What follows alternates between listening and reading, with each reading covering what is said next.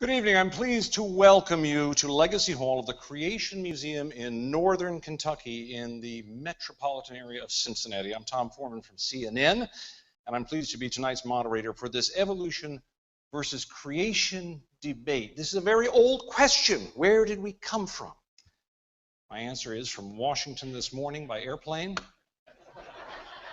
But there is a much more profound, longer answer that people have sought after for a long time. So tonight's question to be debated is the following. Is creation a viable model of origins in today's modern scientific era? Our welcome extends to hundreds of thousands of people who are watching on the internet at debatelive.org. We're glad you have joined us. Of course, to our auditorium here, all of the folks who have joined us as well. We're joined by 70 media representatives from many of the world's great news organizations. We're glad to have them here as well. And now let's welcome our debaters, Mr. Bill Nye and Mr. Ken Ham.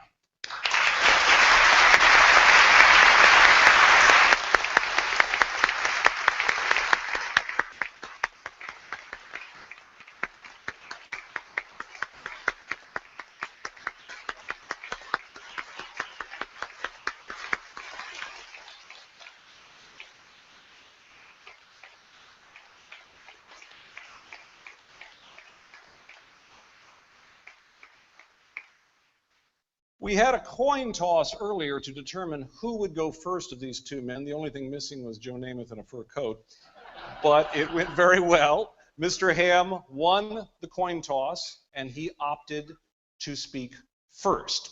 But first, let me tell you a little bit about both of these gentlemen. Mr. Nye's website describes him as a scientist, engineer, comedian, author, and inventor. Mr. Nye, as you may know, produced a number of award-winning TV shows, including the program he became so well known for, Bill Nye, the Science Guy.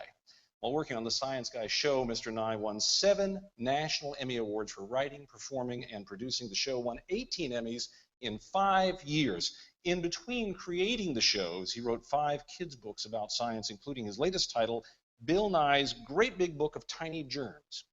Bill Nye is the host of 3 television series. His program, The 100 Greatest Discoveries, airs on the Science Channel. The Eyes of Nye airs on PBS stations across the country. He frequently appears on interview programs to discuss a variety of science topics.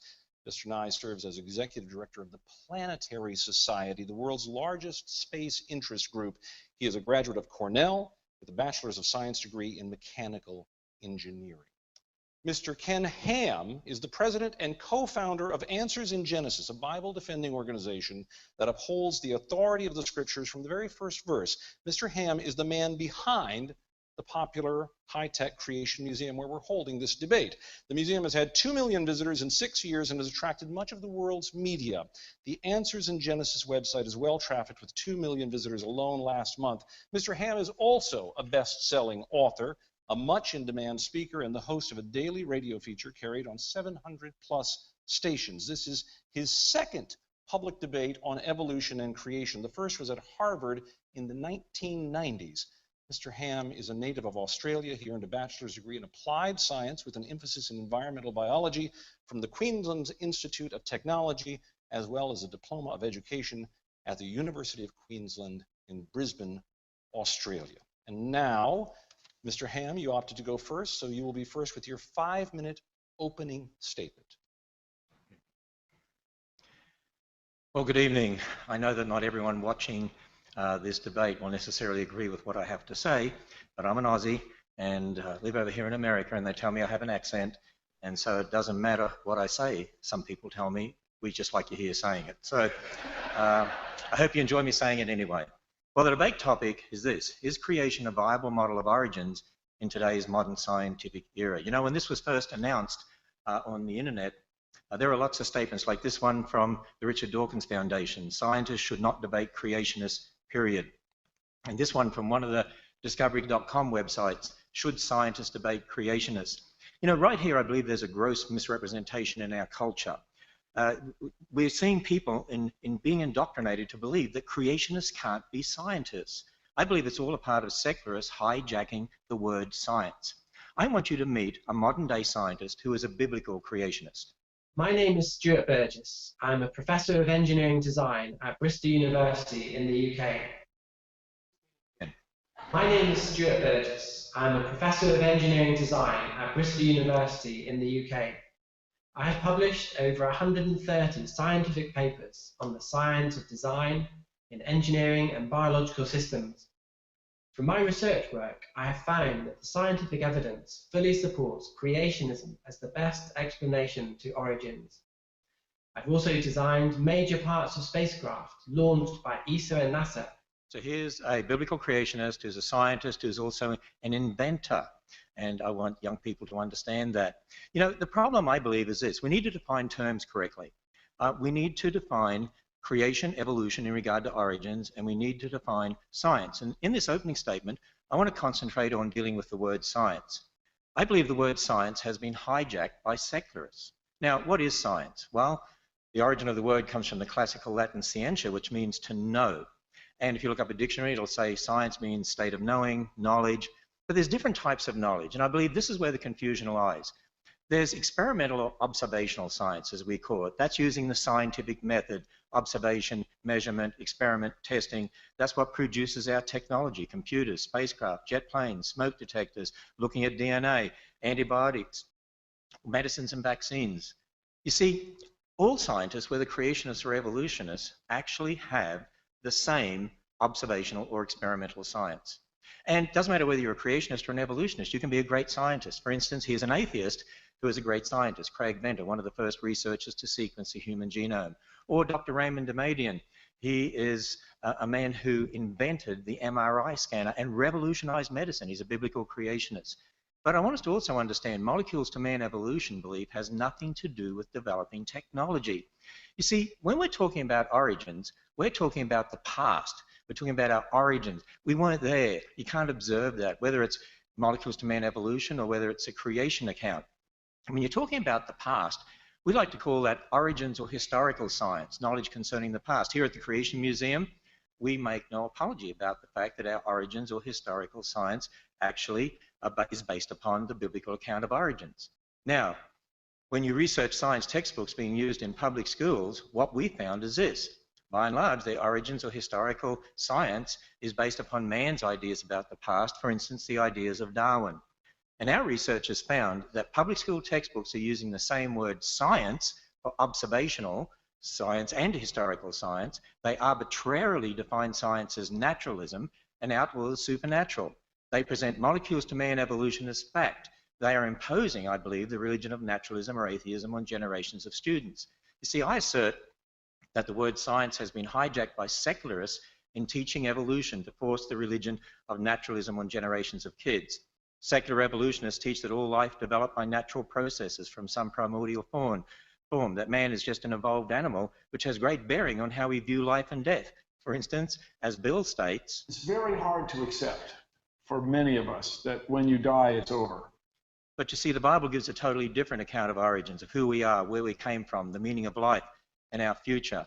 That through one man, sin entered the world, and death through sin, but that God so loved the world that he gave his only begotten Son, whoever believes in him should not perish and have everlasting life. So, is creation a viable model of origins in today's modern scientific era?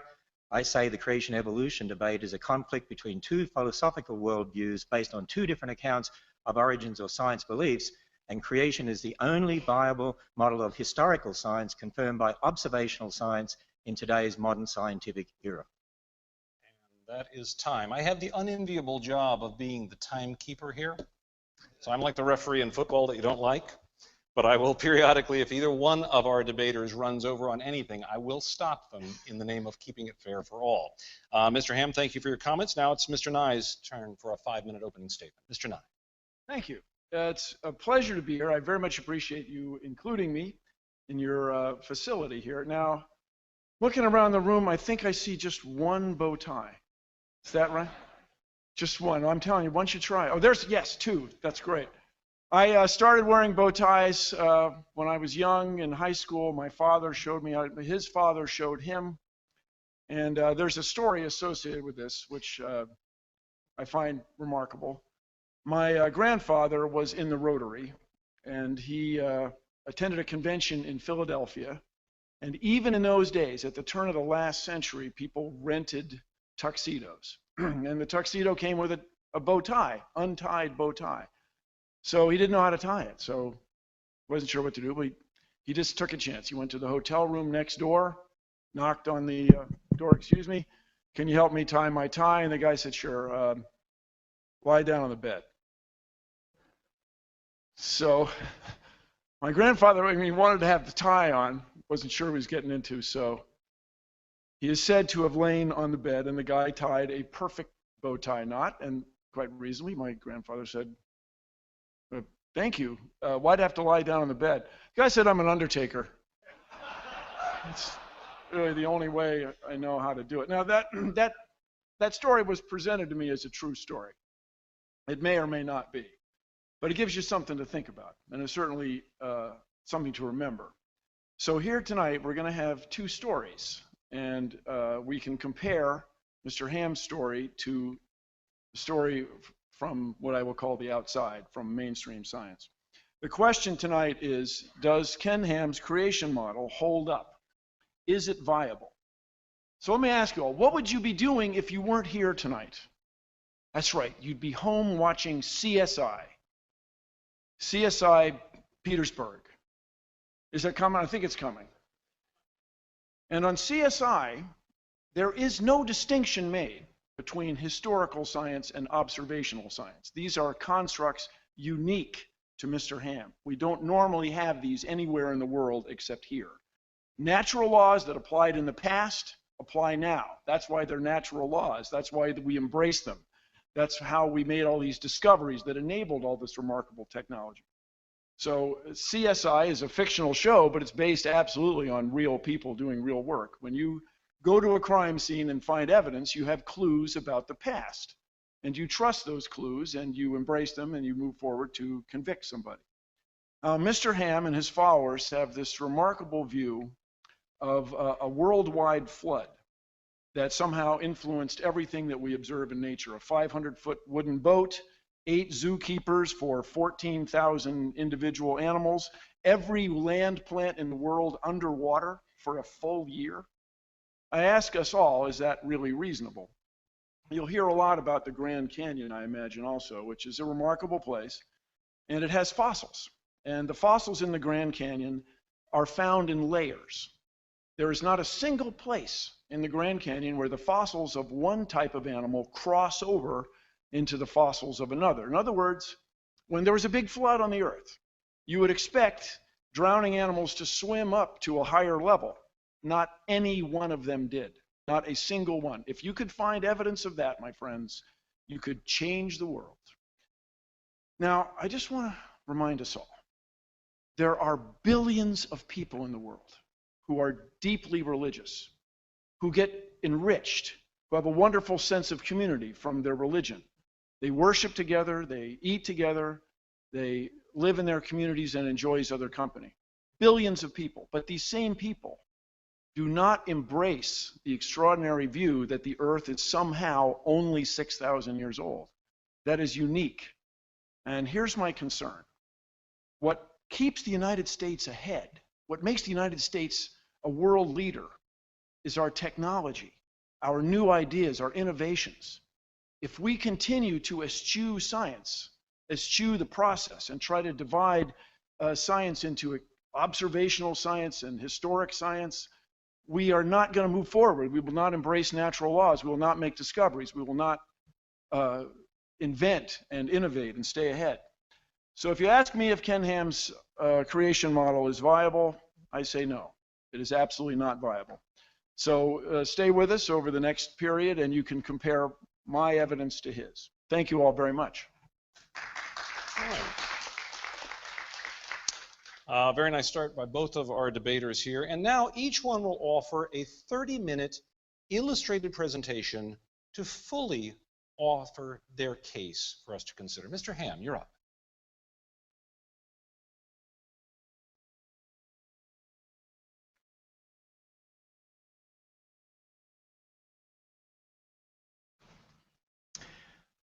Well, the debate topic was, is creation a viable model of origins in today's modern scientific era? And I made this statement at the end of my opening statement. Creation is the only viable model of historical science confirmed by observational science in today's modern scientific era. And I said, what we need to be doing is actually defining our terms, and particularly three terms: science, creation, and evolution. Now, I discussed the meaning of the word science and what is meant by experimental or observational science briefly, and that both creationists and evolutionists can be great scientists, for instance. I mentioned Craig Venter, a biologist. He's an atheist, and he's a great scientist. He was one of the first researchers to sequence the human genome. I also mentioned Dr. Raymond Damadian, who actually invented the MRI scanner. I want you to meet a biblical creationist who is a scientist and inventor. Hi, my name is Dr. Raymond Damadian. I am a young Earth creation scientist and believe that God created the world in 6 24-hour days, just as recorded in the book of Genesis. By God's grace and the devoted prayers of my godly mother-in-law, I invented the MRI scanner in 1969. The idea that scientists who believe the Earth is 6,000 years old cannot do real science is simply wrong. Well, he's most adamant about that. And actually, he revolutionized medicine. He's a biblical creationist. And I encourage children to follow people like that and make them their heroes. Let me introduce you to another biblical creation scientist. My name is Danny Faulkner. I received my PhD in astronomy from Indiana University. For 26.5 years, I was professor at the University of South Carolina, Lancaster, where I hold the rank of Distinguished Professor Emeritus. Upon my retirement from the university in January of 2013, I joined the research staff at Answers in Genesis. I'm a stellar astronomer. That means my primary interest is stars, but I'm particularly interested in the study of eclipsing binary stars. And I've published many articles in the astronomy literature, places such as the Astrophysical Journal, the Astronomical Journal, and the Observatory. There is nothing in observational astronomy that contradicts a recent creation. I also mentioned Dr. Stuart Burgess, Professor of Design, Engineering Design at Bristol University in England. Now, he designed a double-action worm gear set for the 3 hinges of the robotic arm on a very expensive satellite. And if that had not worked, if that gear set had not worked, that whole satellite would have been useless. Yet Dr. Burgess is a biblical creationist who believes just as I believe. Now, think about this for a moment. Are scientists like Dr. Burgess, who believe in creation just as I do, a small minority in the scientific world? But let's see what he says about scientists believing in creation. I find that many of my colleagues in academia are sympathetic to the creationist viewpoint, including biologists. However, they are often afraid to speak out because of the criticisms they would get from the media and atheist lobby. I agree, that's a real problem today. We need to have freedom to be able to speak on these topics. You know, I just want to say, by the way, that non-Christian scientists, I should say, non-Christian scientists are really borrowing from the Christian worldview anyway to carry out their experimental or observational science. Think about it. When they're doing observational science using a scientific method, they have to assume the laws of logic, they have to assume the laws of nature, they have to assume the uniformity of nature. I mean, think about it. If the universe came about by natural processes, where'd the laws of logic come from? Did they just pop into existence? Are we in a stage now where we only have half logic? So you see, I have a question for Bill Nye. How do you account for the laws of logic and the laws of nature from a naturalistic worldview that excludes the existence of God? Now, in my opening statement, I also discussed a different type of science or knowledge, origins or historical science. See, again, there's a confusion here. There's a misunderstanding here. People, by and large, have not been taught to look at what you believe about the past as different to what you're observing in the present. You don't observe the past directly. Even when you think about the creation account, I mean, we can't observe God creating. We can't observe the creation of Adam and Eve. We admit that. We're willing to admit our beliefs about the past. But see, what you see in the present is very different. Even some public school textbooks, actually, well, they sort of acknowledge the difference between historical and observational science. Here is an earth science textbook that's used in public schools, and we read this. In contrast to physical geology, the aim of historical geology is to understand Earth's long history. And then they make the statement, historical geology, so we're talking about historical science, tries to establish a timeline of the vast number of physical and biological changes that have occurred in the past. We study physical geology before historical geology because we first must understand how Earth works before we try to unravel its past. In other words, we observe things in the present, and then, okay, we're assuming that that's always happened in the past, and we're going to try and figure out how this happened. See, there is a difference between what you observe and what happened in the past. Let me illustrate it this way. If Bill Nye and I went to the Grand Canyon, we could agree that that's a Coconino sandstone in the Hermit Shale, and there's the boundary. They're sitting one on top of the other. We could agree on that. But do you know what we would disagree on? I mean, we could even analyze the minerals and agree on that. But we would disagree on how long it took to get there. But see, none of us saw the sandstone or the shale being laid down. There's a supposed 10 million year gap there, but I don't see a gap. But that might be different to what Bill Nye would see. But see, there's a difference between what you actually observe directly and then your interpretation in regard to the past. When I was at the Goddard Space Center a number of years ago, I met creationists and evolutionists who were both working on the Hubble telescope. They agreed on how to build a Hubble telescope. You know what they disagreed on? Well, they disagreed on how to interpret the data that telescope obtained in regard to the age of the universe. And, you know, we could go on and talk about lots of other similar sorts of things. For instance, I've heard Bill Nye talk about how a smoke detector works using the radioactive element americium. And you know what? I totally agree with him on that. We agree how it works. We agree how radioactivity enables that to work. But if you're then going to use radioactive elements and talk about the age of the Earth, you've got a problem because you weren't there. We've got to understand parent elements, daughter elements, and so on. We could agree whether you're a creationist or evolutionist on the technology to put the rover on Mars, but we're going to disagree on how to interpret the origin of Mars. I mean, there are some people that believe there was even a global flood on Mars and there's no liquid water on Mars. But, you know, we're going to disagree maybe on our interpretation of origins, and you can't prove either way because, not from an observational science perspective, because we've only got the present. Creationists and evolutionists both work on medicines and vaccines. You see, it doesn't matter whether you're a creationist or an evolutionist, all scientists have the same experimental or observational science. So I have a question for Bill Nye. Can you name one piece of technology that could only have been developed starting with a belief in molecules to man evolution? Now, here's another important fact. Creationists and evolutionists all have the same evidence. Bill Nye and I have the same Grand Canyon. We don't disagree on that.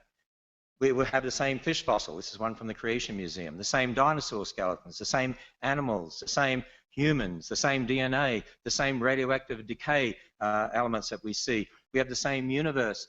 Actually, we all have the same evidences. It's not the evidences that are different. It's a battle over the same evidence in regard to how we interpret the past. And you know why that is? Because it's really a battle over worldviews and starting points. It's a battle over philosophical worldviews and starting points, but the same evidence. Now, I admit my starting point is that God is the ultimate authority. But if someone doesn't accept that, then man has to be the ultimate authority. And that's really the difference when it comes down to it. You see, I've been emphasizing the difference between historical origin science, knowledge about the past when you weren't there, and we need to understand that we weren't there, or experimental or observational science, using your five senses in the present, the scientific method, what you can directly observe, test, repeat. There's a big difference between those two. And that's not what's being taught in our public schools, and that's why kids aren't being taught to think critically and correctly about the origins issue.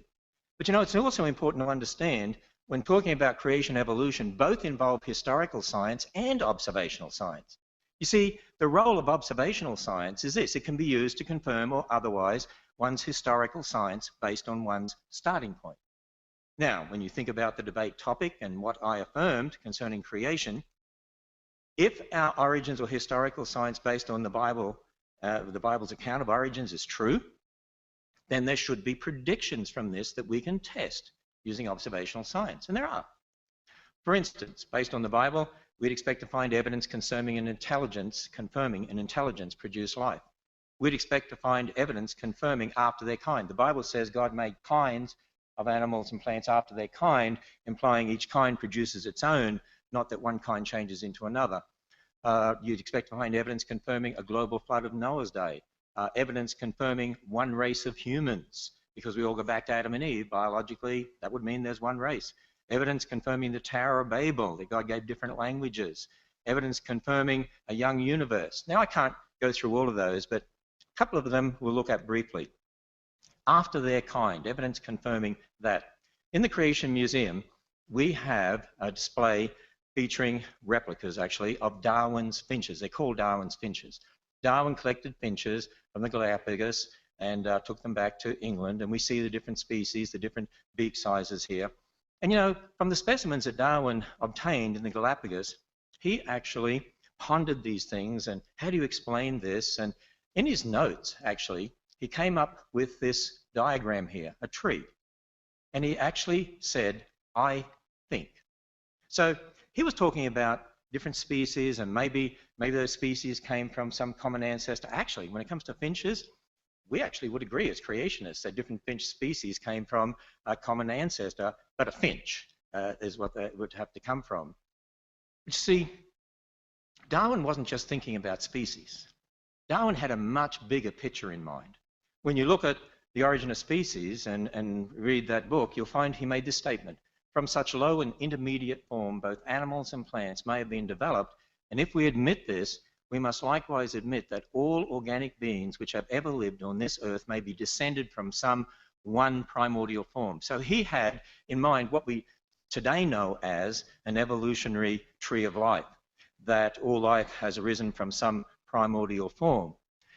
Now, when you consider the classification system, kingdom, phylum, class, order, family, genus, species, we would say, as creationists, and we have many creation scientists who've researched this, and for lots of reasons, I would say the kind in Genesis 1 really is more at the family level of classification. For instance, there's one dog kind, there's one cat kind, even though you have different genera, different species. That would mean, by the way, you didn't need anywhere near the number of animals on the ark as people think. You wouldn't need all the species of dogs, just 2, not all the species of cats, just 2. And you see, based on the biblical account there in Genesis 1, creationists have drawn up what they believe is a creation orchard. In other words, they're saying, look, there's great variation in the genetics of dogs and finches and so on. And so over time, particularly after Noah's flood, you'd expect if there were 2 dogs, for instance, you could end up with different species of dogs because there's an incredible amount of variability in the genes of any creature. And so you'd expect these different species up here, but there's limits. Dogs will always be dogs, finches will always be finches. Now, as a creationist, I maintain that observational science actually confirms this model based on the Bible. For instance, take dogs. Okay, in a scientific paper dated January 2014, that's this year, scientists working at the University of California stated this: we provide several lines of evidence supporting a single origin for dogs and disfavoring alternative models in which dog lineages arise separately from geographically distinct wolf populations. And they put this diagram in the paper. By the way, that diagram is very, very similar to this diagram that creationists proposed based upon the creation account in Genesis. In other words, you have a common dog ancestor that gives rise to the different species of dogs, and that's exactly what we're saying here. Now, in the Creation Museum, we actually show the finches here, and you can see the finches with their different beaks beside dog skulls, different species of dogs. By the way, there's more variation in the dog skulls here than there are in these finches. Yet the dogs, well, that's never used as an example of evolution, but the finches are. Particularly in the public school textbooks, students are taught, see the changes that are occurring here? And here's another problem that we've got. Not only has the word science been hijacked by secularists, I believe the word evolution has been hijacked by secularists. The word evolution has been hijacked using what I call a bait and switch. Let me explain to you. The word evolution is being used in public school textbooks, and we often see it in documentaries and so on. It's used for observable changes that we would agree with, and then used for unobservable changes, such as molecules to man. Let me explain to you what's really going on, because I was a science teacher in the public schools, and I know what the students were taught, and I check the public school textbooks anyway to know what they're taught. See, students are taught today, look, there's all these different animals, plants, but they're all part of this great big tree of life that goes back to some primordial form. And look, we see changes in finches, changes in dogs, and so on. Now, we don't deny the changes. You see that. You see different species of finches, different species of dogs. But then they put it all together in this evolutionary tree. But that's what you don't observe. You don't observe that. That's belief there. That's their historical science. I would say was wrong. But you know what you do observe? You do observe different species of dogs, different species of finches, but then there are limits, and you don't see one kind changing into another. Actually, we're told that if you teach creation in the public schools, that's teaching religion. If you teach evolution, that's science. And I'm going to say, wait a minute. Actually, the creation model here, based upon the Bible, observational science confirms this. This is what you observe. You don't observe this tree. Actually, it's the public school textbooks that are teaching a belief, imposing it on students, and they need to be teaching them observational science to understand the reality of what's happening.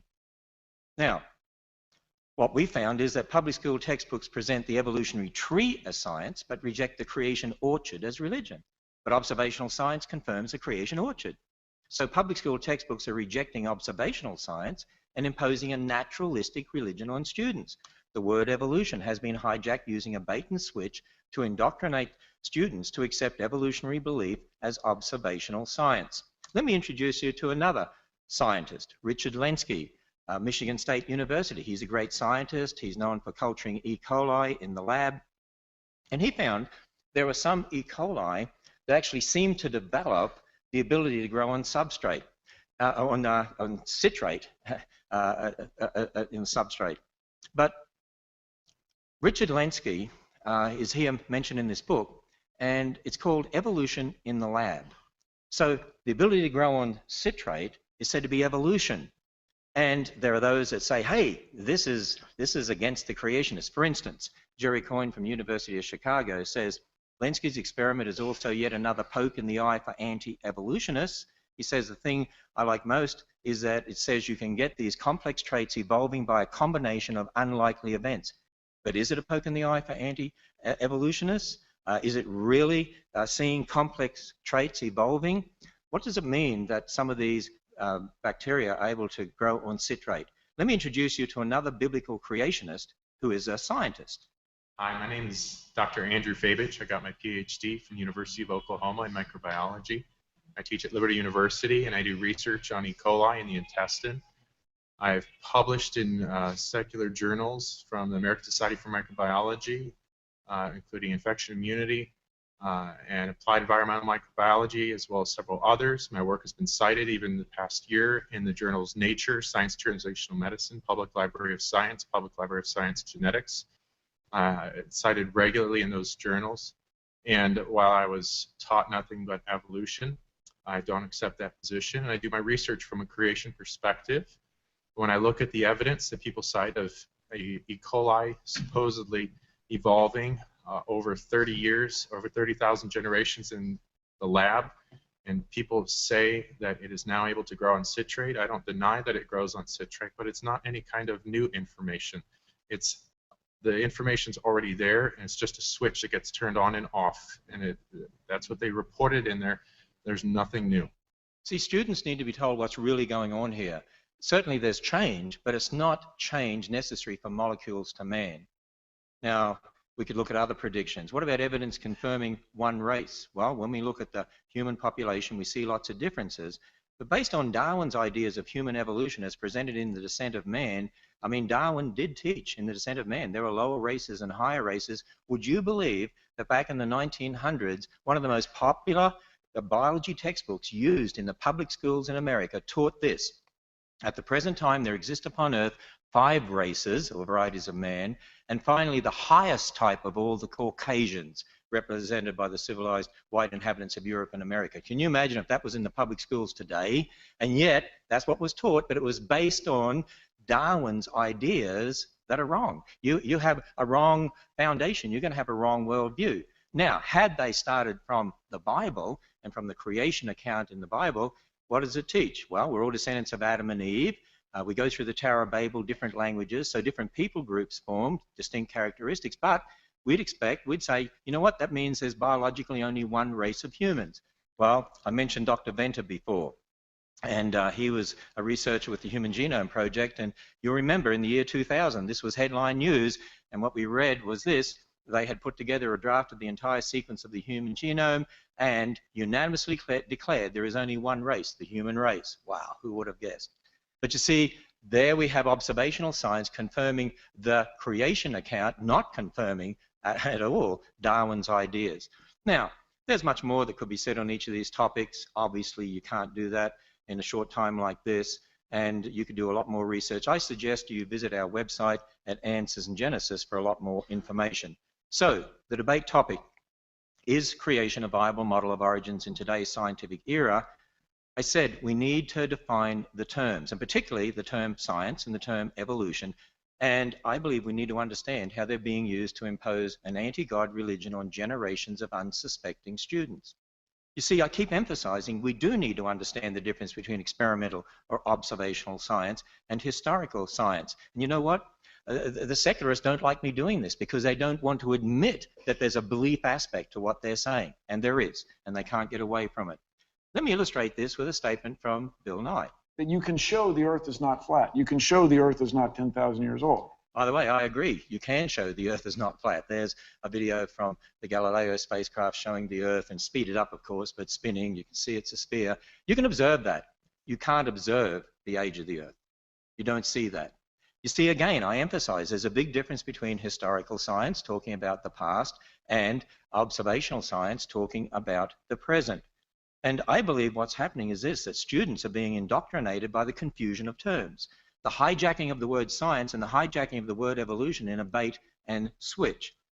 Let me illustrate further with this video clip, because here I assert that Bill Nye is equating observational science with historical science, and I also say it's not a mystery when you understand the difference. Apparently, people with these deeply held religious beliefs, they embrace that whole literal interpretation of the Bible as written in English as a worldview, and at the same time, they accept aspirin, antibiotic drugs, airplanes, but they're able to hold these two worldviews, and this is a mystery.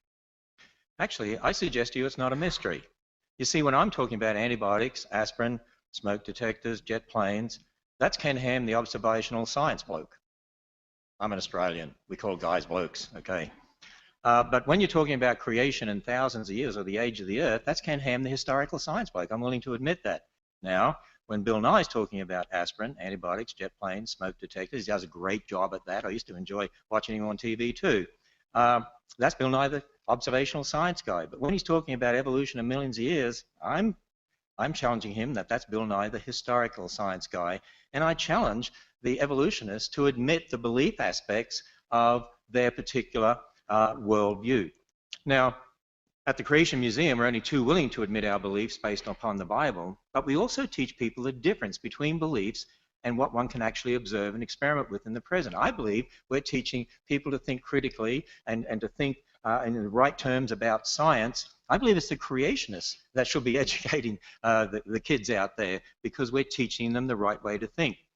You know, we admit our origins of historical science is based upon the Bible, but I'm just challenging evolutionists to admit the belief aspects of evolution and be upfront about the difference here.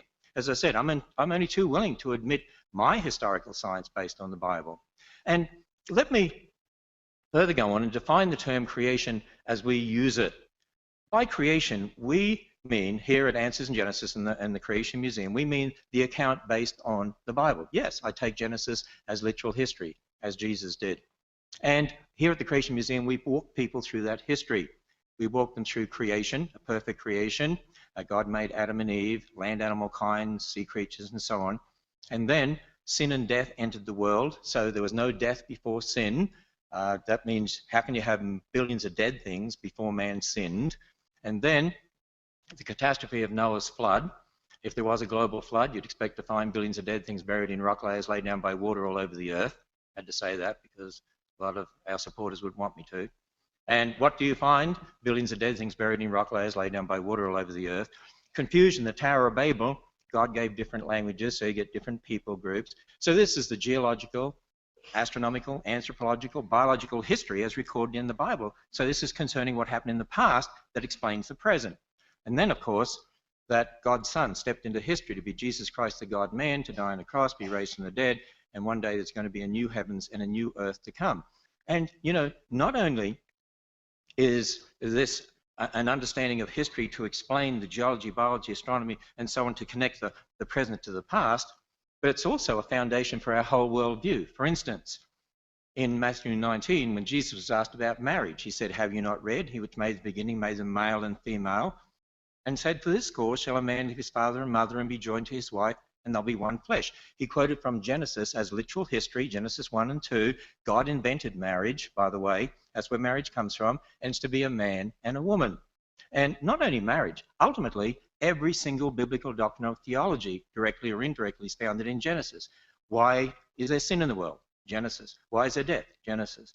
Why do we wear clothes? Genesis. Why did Jesus die on a cross? Genesis. It's a very important book. It's foundational to all Christian doctrine. And you see, when we look at that, what I call the 7 C's of history that we walk people through here at the museum, think about how it all connects together. A perfect creation, it'll be perfect again in the future. Sin and death entered the world. That's why God's Son died on the cross, and to conquer death and offer a free gift of salvation.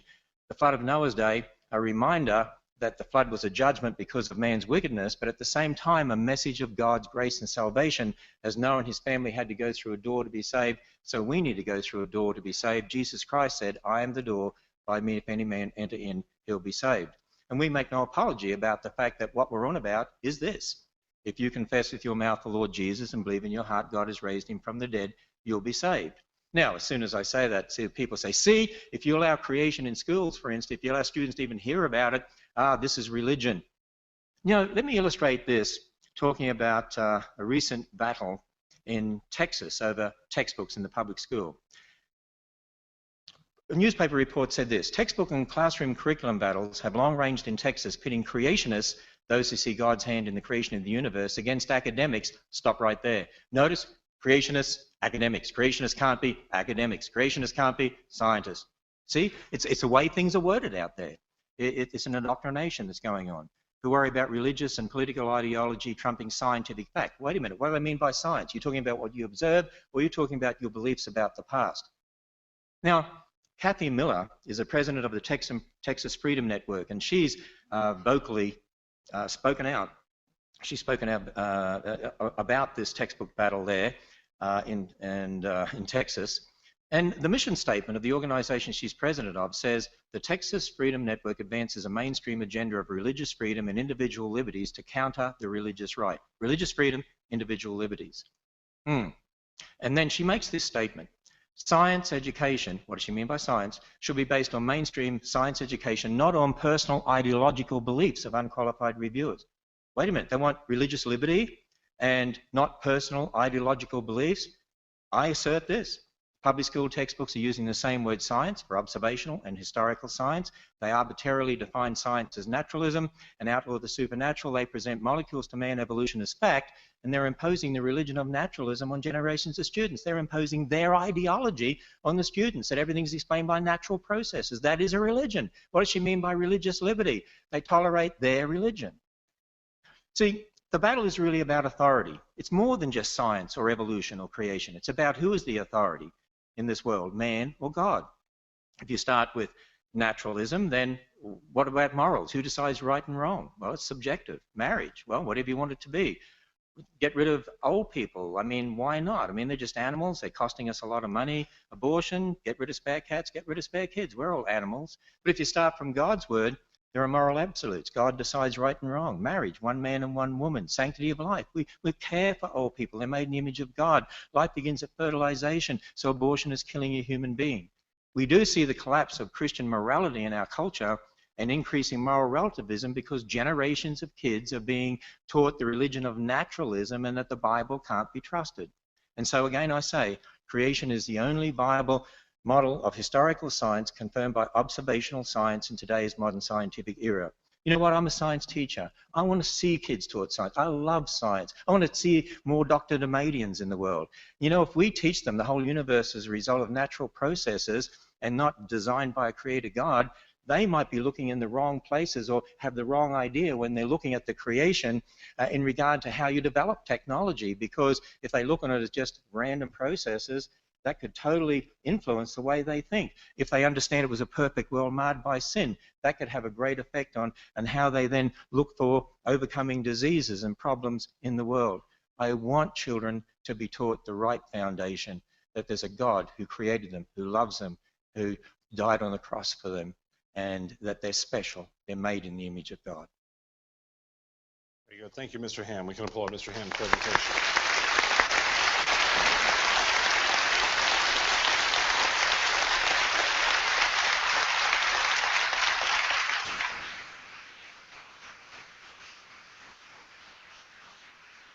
And you know, it did occur to me when you had my old friend Larry King up there, you could have just asked him.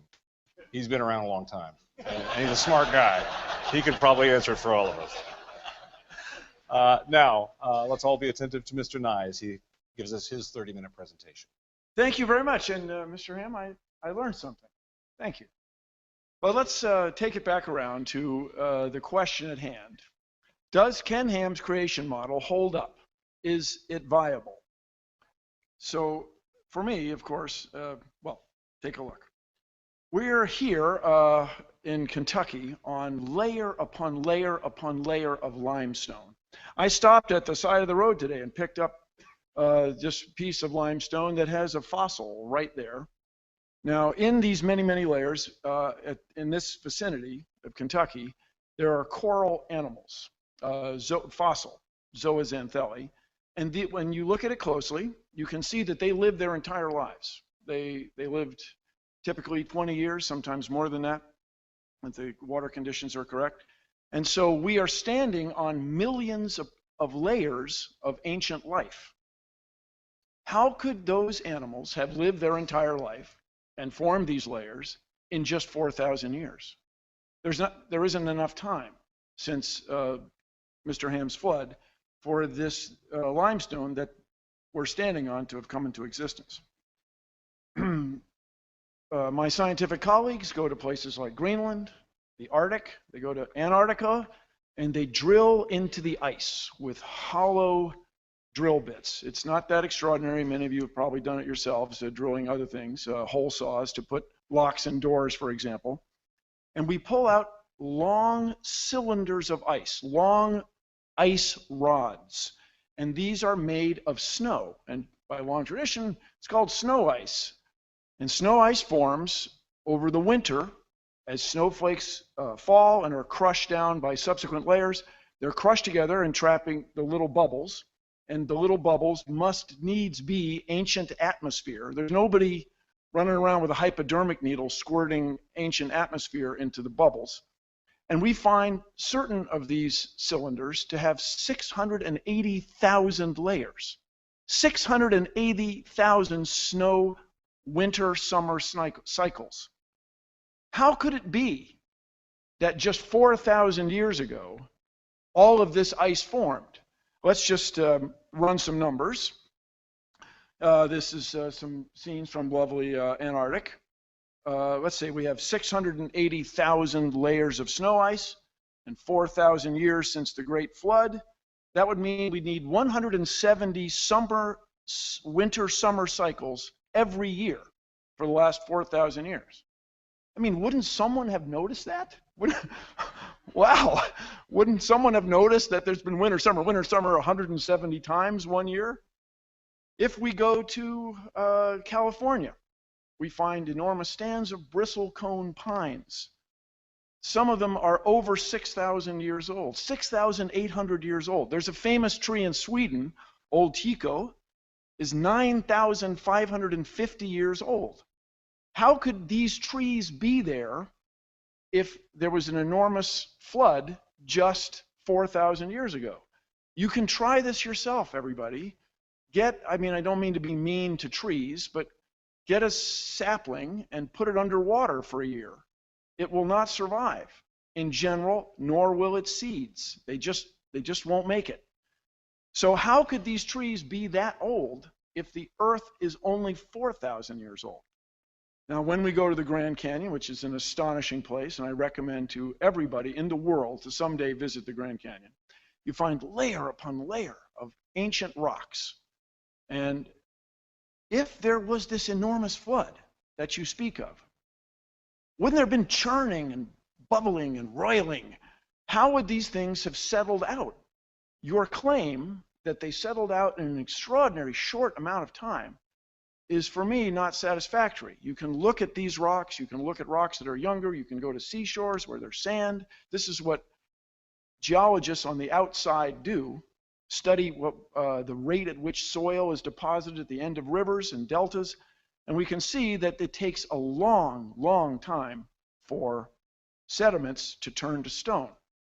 Also, in this picture, you can see where one type of sediment has intruded on another type. Now, if that was uniform, wouldn't we expect it all to be even without intrusion? Furthermore, you can find places in the Grand Canyon where you see an ancient riverbed on that side going to an ancient riverbed on that side, and the Colorado River has cut through it. And by the way, if this great flood drained through the Grand Canyon, wouldn't there have been a Grand Canyon on every continent? How could we not have Grand Canyons everywhere if this water drained away in this extraordinary short amount of time, 4,000 years? Now, when you look at these layers carefully, you find these beautiful fossils. And when I say beautiful, I am inspired by them. They're remarkable because we are looking at the past. You find down low, you'll find what you might consider as rudimentary sea animals. Up above, you'll find the famous trilobites. Above that, you might find some clams, some oysters. And above that, you'll find some mammals. You never, ever find a higher animal mixed in with a lower one. You never find a lower one trying to swim its way to the higher one. If it all happened in such an extraordinary short amount of time, if this water drained away just like that, wouldn't we expect to see some turbulence? And by the way, anyone here, really, if you can find one example of that anywhere in the world, the scientists of the world challenge you. They would embrace you. You would be a hero. You would change the world if you could find one example of that anywhere. People have looked and looked and looked. They've not found a single one. Now here's an interesting thing. These are fossil skulls that people have found all around the world. It's by no means representative of all the fossil skulls that have been found, but these are all over the place. Now, if you were to look at these, I can assure you not any of them is a gorilla, right? If, as Mr. Ham and his associates claim, there was just man and then everybody else, there were just humans and all other species, where would you put modern humans among these skulls? How did all these skulls get all over the earth in these extraordinary fashion? Where would you put us? Well, I can tell you we are on there, and I encourage you, when you go home, to look it up. Now, one of the extraordinary claims associated with Mr. Ham's worldview is that this giant boat, very large wooden ship, went aground safely on a mountain in the Middle East, what we now call the Middle East. And so places like Australia are populated then by animals who somehow managed to get from the Middle East all the way to Australia in the last 4,000 years. Now that to me is an extraordinary claim. We would expect then, somewhere between the Middle East and Australia, we would expect to find evidence of kangaroos. We would expect to find some fossils, some bones. In the last 4,000 years, somebody would have been hopping along there and died along the way, and we'd find them. And furthermore, there's a claim that there was a land bridge that allowed these animals to get from Asia all the way to the continent of Australia, and that land bridge has disappeared in the last 4,000 years. No navigator, no diver, no U.S. Navy submarine, no one's ever detected any evidence of this, let alone any fossils of kangaroos. So your expectation is not met. It doesn't seem to hold up. So let's see, if there are 4,000 years since Ken Ham's flood, and let's say, as he said many times, there are 7,000 kinds. Today, the very, very lowest estimate is that there are about 8.7 million species, but a much more reasonable estimate is it's 50 million or even 100 million when you start counting the viruses and the bacteria and all the beetles that must be extant in the tropical rainforest that we haven't found. So we'll take a number which I think is pretty reasonable, 16 million species today, okay? If these came from 7,000 kinds, let's say we have 7,000 subtracted from 15 million, that's 15,993. We have 4,000 years, we have 365 and a quarter days a year. we would expect to find 11 new species every day. So you'd go out into your yard, you wouldn't just find a different bird, a new bird, you'd find a different kind of bird, a whole new species of bird every day, a new species of fish, a new species of organisms you can't see, and so on. I mean, this would be enormous news. The last 4,000 years, people would have seen these changes among us. So the Cincinnati Enquirer, I imagine, would carry a column right next to the weather report. Today's new species, and it would list these 11 every day. But we see no evidence of that. There's no evidence of these species. There just simply isn't enough time. Now, as you may know, I was graduated from engineering school, and I got a job at Boeing. I worked on 747s. Okay, everybody relax. I was very well supervised. Everything's fine. There's a tube in the 747 I kind of think of as my tube. But that aside, I traveled the highways of Washington State quite a bit. I was a young guy. I had a motorcycle. I used to go mountain climbing in Washington State, Oregon.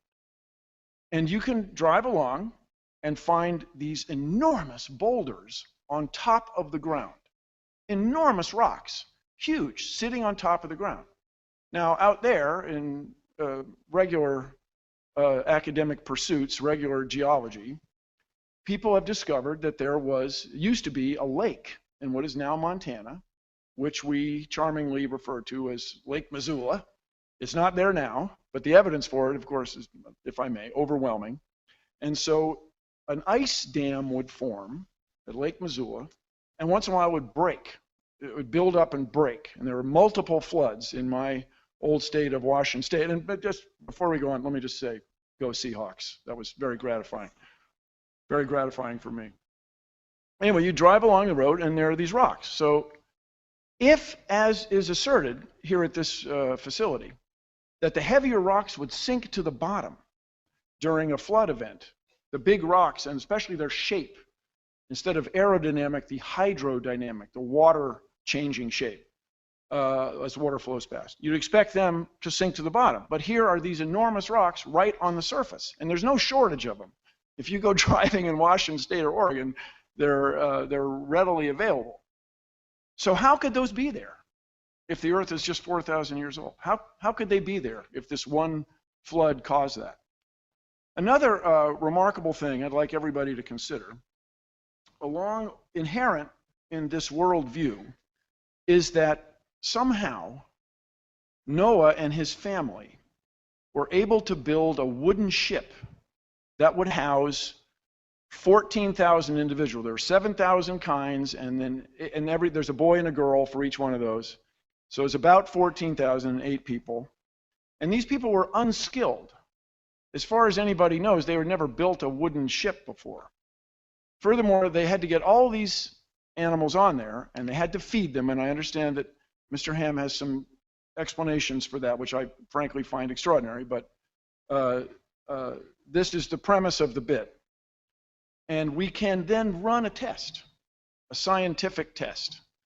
People in the early 1900s built an extraordinary large wooden ship, the Wyoming. It was a 6-masted schooner, the largest one ever built. It had a motor on it for winching cables and stuff. But this boat had a great difficulty. It was not as big as the Titanic, but it was a very long ship. It would twist in the sea. It would twist this way, and this way. And in all that twisting, it leaked.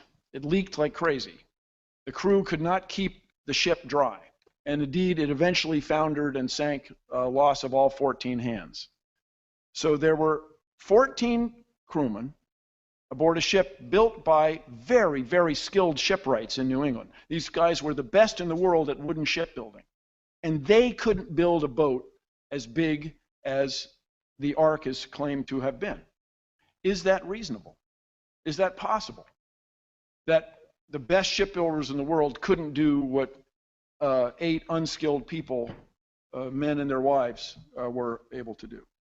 If you visit the National Zoo in Washington, D.C., it's 163 acres. And they have 400 species. By the way, this picture that you're seeing was taken by spacecraft in space, orbiting the Earth. If you told my grandfather, let alone my father, that we had that capability, they would have been amazed. That capability comes from our fundamental understanding of gravity, of material science, of physics, and life science, where you go looking. This place is often, as any zoo, is often deeply concerned and criticized for how it treats its animals. They have 400 species on 163 acres, 66 hectares. Is it reasonable that Noah and his colleagues, his family, were able to maintain 14,000 animals and themselves and feed them aboard a ship that was bigger than anyone's ever been able to build? Now, here's the thing. What we want in science, science as practiced out on the outside, is an ability to predict. We want to have a natural law that is so obvious and clear, so well understood, that we can make predictions about what will happen. We can predict that we can put a spacecraft in orbit and take a picture of Washington, D.C.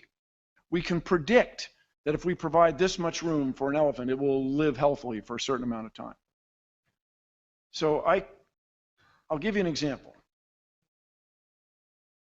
In the explanation provided by traditional science of how we came to be, we find, as Mr. Ham alluded to many times in his recent remarks, we find a sequence of animals in what generally is called the fossil record. This would be to say, when we look at the layers that you would find in Kentucky, you look at them carefully, you find a sequence of animals, a succession. And as one might expect, when you're looking at old records, there's some pieces seem to be missing, a gap. So scientists got to thinking about this. There are lungfish that jump from pond to pond in Florida and end up in people's swimming pools. And they're amphibians, frogs and toads, croaking and carrying on. And so people wondered if there wasn't a fossil or an organism, an animal that had lived, that had characteristics of both. People over the years had found that in Canada, there was clearly a fossil marsh, a place that used to be a swamp, had dried out. And they found all kinds of happy swamp fossils there, ferns, so on, and organisms, animals, fish that were recognized. And people realized that if this, with the age of the rocks there, as computed by traditional scientists, with the age of the rocks there, this would be a reasonable place to look for an animal, a fossil of an animal that lived there.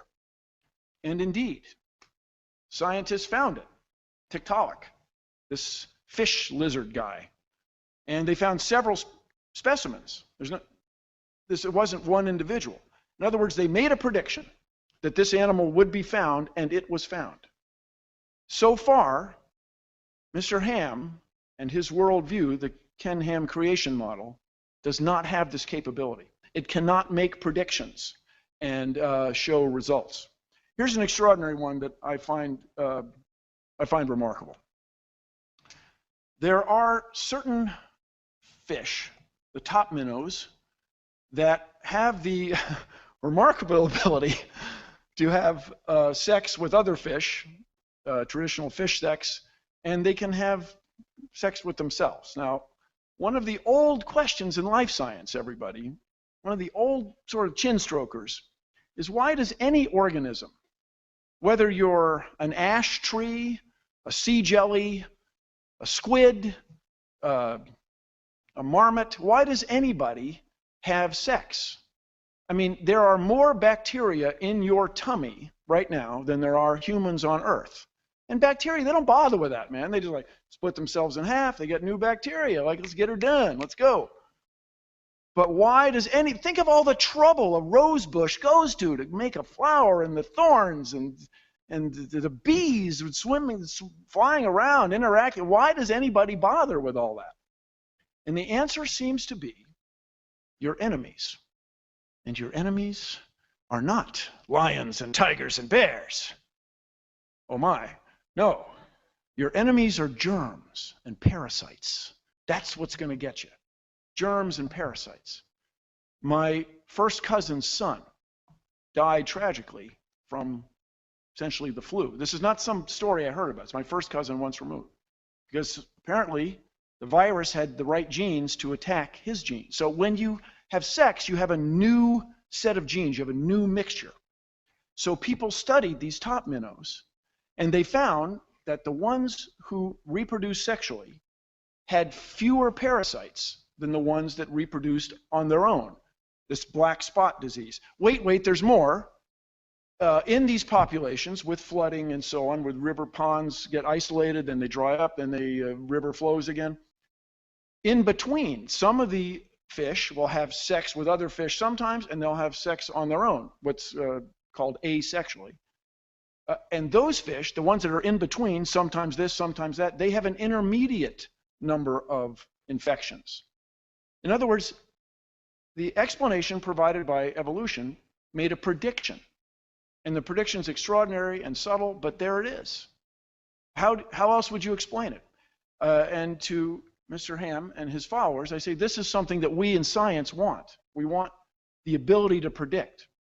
And your assertion that there's some difference between the natural laws that I use to observe the world today and the natural laws that existed 4,000 years ago is extraordinary and unsettling. I travel around. I have a great many family members in Danville, Virginia, one of the U.S.'s most livable cities. It's lovely. And I was driving along, and there was a sign in front of a church, Big Bang Theory, you got to be kidding me, God. Now, everybody, why would someone at the church, a pastor, for example, put that sign up unless he or she didn't believe that the Big Bang was a real thing? I just want to review briefly with everybody why we accept, in the outside world, why we accept the Big Bang. Edwin Hubble, oh, sorry, there you go. You got to be kidding me, God. Edwin Hubble was sitting at Mount Wilson, which is up from Pasadena, California. On a clear day, you can look down and see where the Rose Parade goes. It's that close to civilization.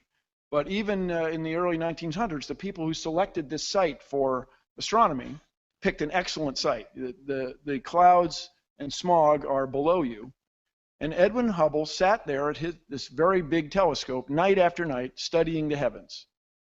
And he found that the stars are moving apart. The stars are moving apart. And he wasn't sure why, but it was clear that the stars are moving farther and farther apart all the time. So people talked about it for a couple decades. And then eventually another astronomer, almost a couple decades, another astronomer, Fred Hoyle, just remarked, well, it was like there was a Big Bang. There was an explosion. This is to say, since everything's moving apart, it's very reasonable that at one time they were all together. And there's a place from whence these things expanded. And it was a remarkable insight. But people went still questioning it for decades. Science and conventional scientists questioning it for decades. These two researchers wanted to listen for radio signals from space, radio astronomy. And this is, while we have visible light for our eyes, there's a whole nother bunch of waves of light that are much longer. The microwaves in your oven are about that long. The radar at the airport is about that long. Your FM radio signals about like this. AM radio signals are kilometer. They're several soccer fields. They went out listening, and there was this hiss, this tss, all the time that wouldn't go away. And they thought, oh, doggone it, there's some loose connector. They plugged in the connector. They re-screwed it. They made it tight. They turned it this way. The hiss was still there. They heard it that way. It's just still there. They thought it was pigeon droppings that had affected the reception of this horn, it's called. This thing is still there. It's in Basking Ridge, New Jersey. It's a National Historic Site. And Arno Penzias and Robert Wilson had found this cosmic background sound that was predicted by astronomers. Astronomers running the numbers, doing math, predicted that in the cosmos would be left over this echo, this this energy from the Big Bang that would be detectable. And they detected it. We built the Cosmic Observatory for Background Emissions, the COBE spacecraft, and it matched exactly the astronomers' predictions. You got to respect that. It's a wonderful thing. Now, along that line is some interest in the age of the Earth. Right now, it's generally agreed that the Big Bang happened 13.7 billion years ago. What we can do on Earth, these elements that we all know on the periodic table of chemicals, even ones we don't know, were created when stars explode. And I look like nobody, but I attended a lecture by Hans Bethe, who won a Nobel Prize for discovering the process by which stars create all these elements. The one that interests me especially is our good friends rubidium and strontium. Rubidium becomes strontium spontaneously. It's an interesting thing to me. A neutron becomes a proton, and it goes up the periodic table.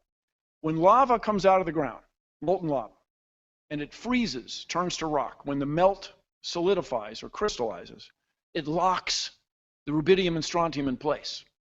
And so by careful assay, by being diligent, you can tell when the rock froze.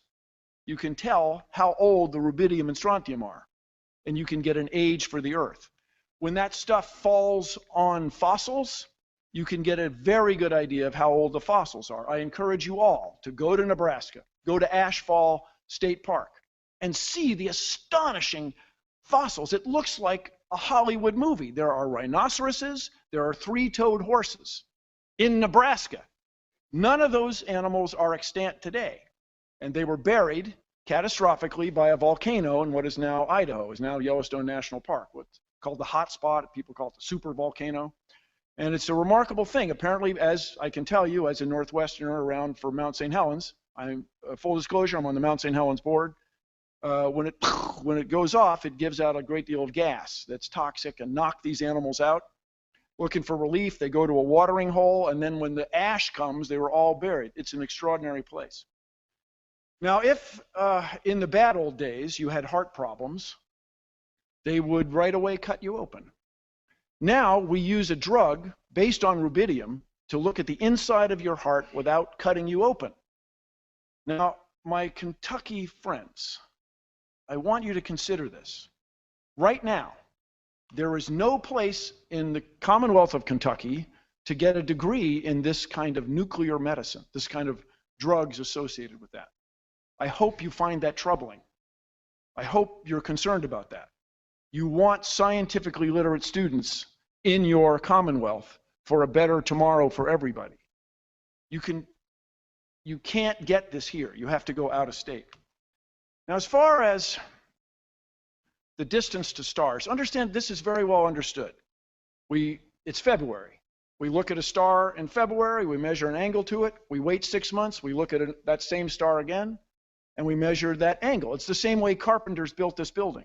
It's the same way surveyors surveyed the land that we're standing on. And so by measuring the distance to a star, you can figure out how far away it is, that star, and then the stars beyond it and stars beyond that. There are billions of stars, more than 6,000 light years from here. A light year is a unit of distance, not a unit of time.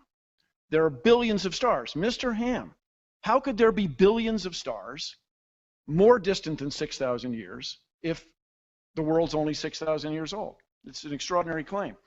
There's another astronomer, Adolf Kittel, who remarked first about the reasonable man. Is it reasonable that we have ice older by a factor of 100 than you claim the Earth is? We have trees that have more tree rings than the Earth is old. That we have rocks with rubidium and strontium and uranium and potassium argon dating that are far, far, far older than you claim the Earth is.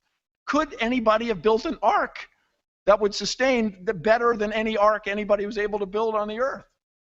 So if you're asking me, and I got the impression you were, is Ken Ham's creation model viable? I say no, absolutely not. Now, one last thing. You may not know that in the U.S. Constitution, from the Founding Fathers, is the sentence to promote the progress of science and useful arts. Kentucky voters, voters who might be watching online in places like Texas, Tennessee, Oklahoma, Kansas, please, you don't want to raise a generation of science students who don't understand how we know our place in the cosmos, our place in space, who don't understand natural law. We need to innovate to keep the United States where it is in the world. Thank you very much.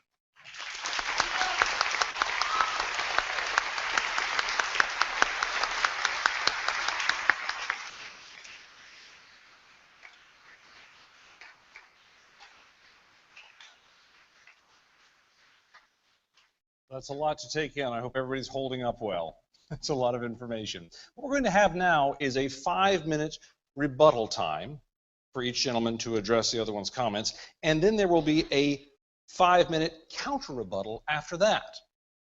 Things are going to start moving a little more quickly now. So at this point in particular, I want to make sure we don't have applauding or anything else going on that slows it down. So, Mr. Ham, if you'd like to begin with your 5-minute rebuttal first.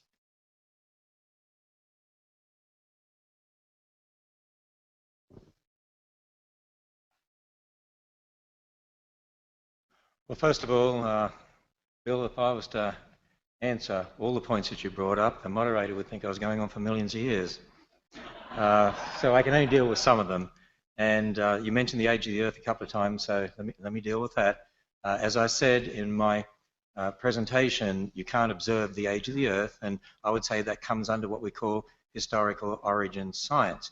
Now, just to understand, so you understand where I'm coming from, yes, we admit we build our origins of historical science on the Bible. The Bible says God created in 6 days. The Hebrew word yom, as it's used in Genesis 1 with the evening morning number, means an ordinary day. Adam was made on day 6. And so when you add up all those genealogies specifically given in the Bible, yeah, from Adam to Abraham, you've got 2,000 years from Abraham to Christ, 2,000 years from Christ to the present 2,000 years. That's how we get 6,000 years. So that's where it comes from, just so you know. Now, a lot of people say, now, by the way, the Earth's age is 4.5 billion years old, and we have radioactive decay dating methods that found that. But you see, we certainly observe radioactive decay, whether it's rubidium, strontium, whether it's uranium, lead, potassium, argon. But when you're talking about the past, we have a problem. I'll give you a practical example. In Australia, there were engineers that were trying to search out about a coal mine, and so they drilled down and they found a basalt layer, lava flow, that had woody material in it, branches and twigs and so on. And when Dr. Andrew Snelling, our PhD geologist, sent that to a lab in Massachusetts in 1994, they used potassium argon dating. It dated to 45 million years old. Well, he also sent the wood to the radiocarbon section of the same lab, and that dated to 45,000 years old. 45,000-year-old wood and 45 million-year-old rock. The point is, there's a problem. Let me give you another example of a problem. There was a lava dome that started to form in the 80s after Mount St. Helens erupted.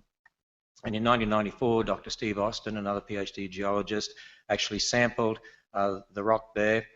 He took whole rock, crushed it, sent it to the same lab, actually, I believe, and got a date of 0.35 million years. When he separated out the minerals, amphibole and pyroxene, and used potassium argon dating, you get 0.9 million, 2.8 million. My point is, all these dating methods actually give all sorts of different dates. In fact, different dating methods on the same rock we can show give all sorts of different dates. See, there's lots of assumptions in regard to radioactive dating. Number one, for instance, the amounts of the parent and daughter isotopes at the beginning when the rock formed, you have to know them, but you weren't there. See, that's historical science. Assumption two, that all daughter atoms measured today must have only been derived in situ radioactive decay of parent atoms. In other words, it's a closed system, but you don't know that, and there's a lot of evidence that that's not so. Assumption number three, that the decay rates have remained a constant. And they're just some of them. There's others as well. The point is there's lots of assumptions in regard to the dating method. So there's no dating method you can use that you can absolutely age date a rock. There's all sorts of differences out there. And I do want to address the bit you brought up about Christians believing in millions of years. Yeah, there's a lot of Christians out there that believe in millions of years, but I'd say they have a problem. I'm not saying they're not Christians, but because salvation is conditioned upon faith in Christ, not the age of the earth, but there's an inconsistency with what the Bible teaches. If you believe in millions of years, you've got death and bloodshed, suffering, disease over millions of years leading to man, because that's what you see in the fossil record. The Bible makes it very clear death is a result of man's sin. In fact, the first death was in the garden when God killed an animal, clothed Adam and Eve, first blood sacrifice, pointing towards what would happen with Jesus Christ, who would be the one who would be die once and for all. Now, if you believe in millions of years as a Christian, in the fossil record, there's evidence of animals eating each other. The Bible says originally all the animals and man were vegetarian. We weren't told we could eat meat until after the flood. There's diseases represented in the fossil record, like brain tumors, but the Bible says when God made everything, it was very good. God doesn't call brain tumors very good. There's fossilized thorns in the fossil record. Instead of being hundreds of millions of years old, the Bible says thorns came after the curse. So these two things can't be true at the same time. You know what? There's hundreds of dating methods out there, hundreds of them. Actually, 90% of them contradict billions of years.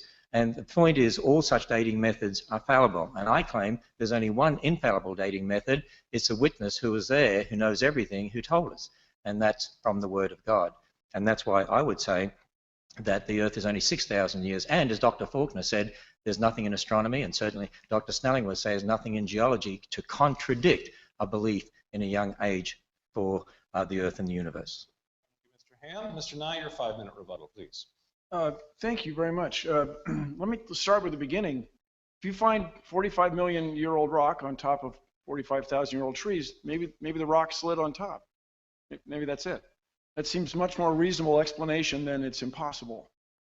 As far as dating goes, actually the methods are very reliable. One of the mysteries or interesting things that people in my business, especially at the Planetary Society, are interested in is why all the asteroids seem to be so close to the same date. It's in age, 4.5, 4.6 billion years. It's a remarkable thing.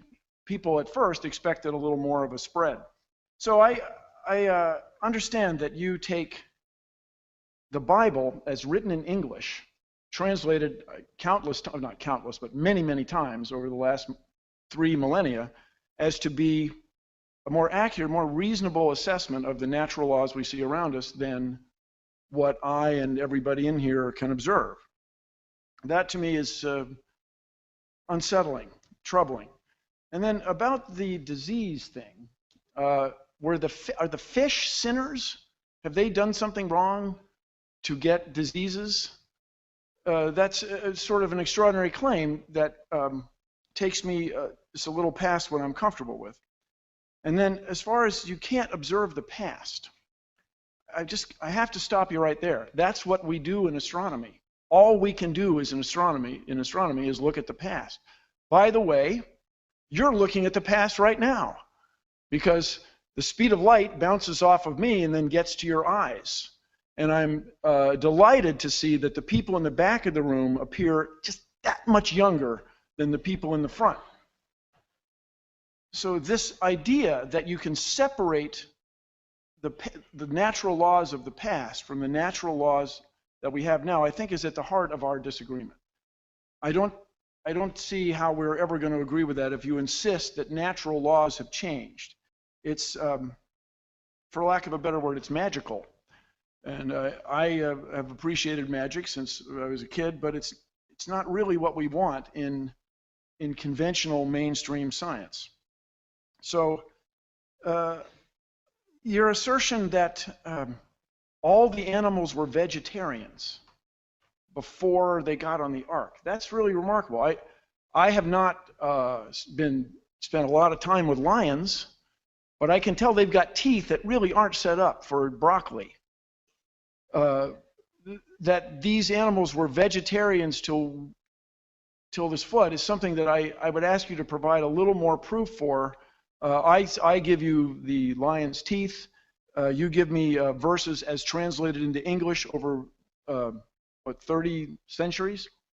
So that is not enough evidence for me. If you've ever played telephone, I remember very well in kindergarten, where you have a secret and you whisper it to the next person, to the next person, to the next person. Things often go wrong. So it's very reasonable to me that instead of lions being vegetarians on the ark, lions are lions, and the information that you use to create your worldview is is not consistent with what I as a reasonable man would expect. So I want everybody to consider the implications of this. If we accept Mr. Ham's point of view that, Mr. Ham's point of view that the Bible is translated into American English serves as a science text, and that he and his followers will interpret that for you, I want you to consider what that means. It means that Mr. Ham's word, or his interpretation of these other words, is somehow to be more respected than what you can observe in nature, what you can find literally in your backyard in Kentucky. It's a troubling and unsettling point of view, and it's one I'd very much like you to address when you come back. As far as the 5 races that you mentioned, it's kind of the same thing. The 5 races were claimed by people who were of European descent, and they said, hey, we're the best, check us out. And that turns out to be, if you've ever traveled anywhere or done anything, not to be that way. People are much more alike than they are different. So are we supposed to take your word for English words translated over the last 30 centuries instead of what we can observe in the universe around us? Very good. And Mr. Ham, would you like to offer your 5-minute counter rebuttal? First of all, Bill, just so I just don't want a misunderstanding here, and that is the 45,000-year-old wood, or supposedly 45,000, was inside the basalt. So it was encased in the basalt, and that's why I was making that particular point. And I would also say that natural law hasn't changed. As I talked about, I said we have the laws of logic, the uniformity of nature, and that only makes sense within a biblical worldview anyway, of a creator God who set up those laws, and that's why we can do good experimental science, because we assume those laws are true, and they'll be true tomorrow. I do want to say this, that you said a few times, Ken Ham's view or Ken Ham's model. It's not just Ken Ham's model. We have a number of PhD scientists on our own staff. I had video quotes from some scientists. It's Dr. Damadian's model. It's Dr.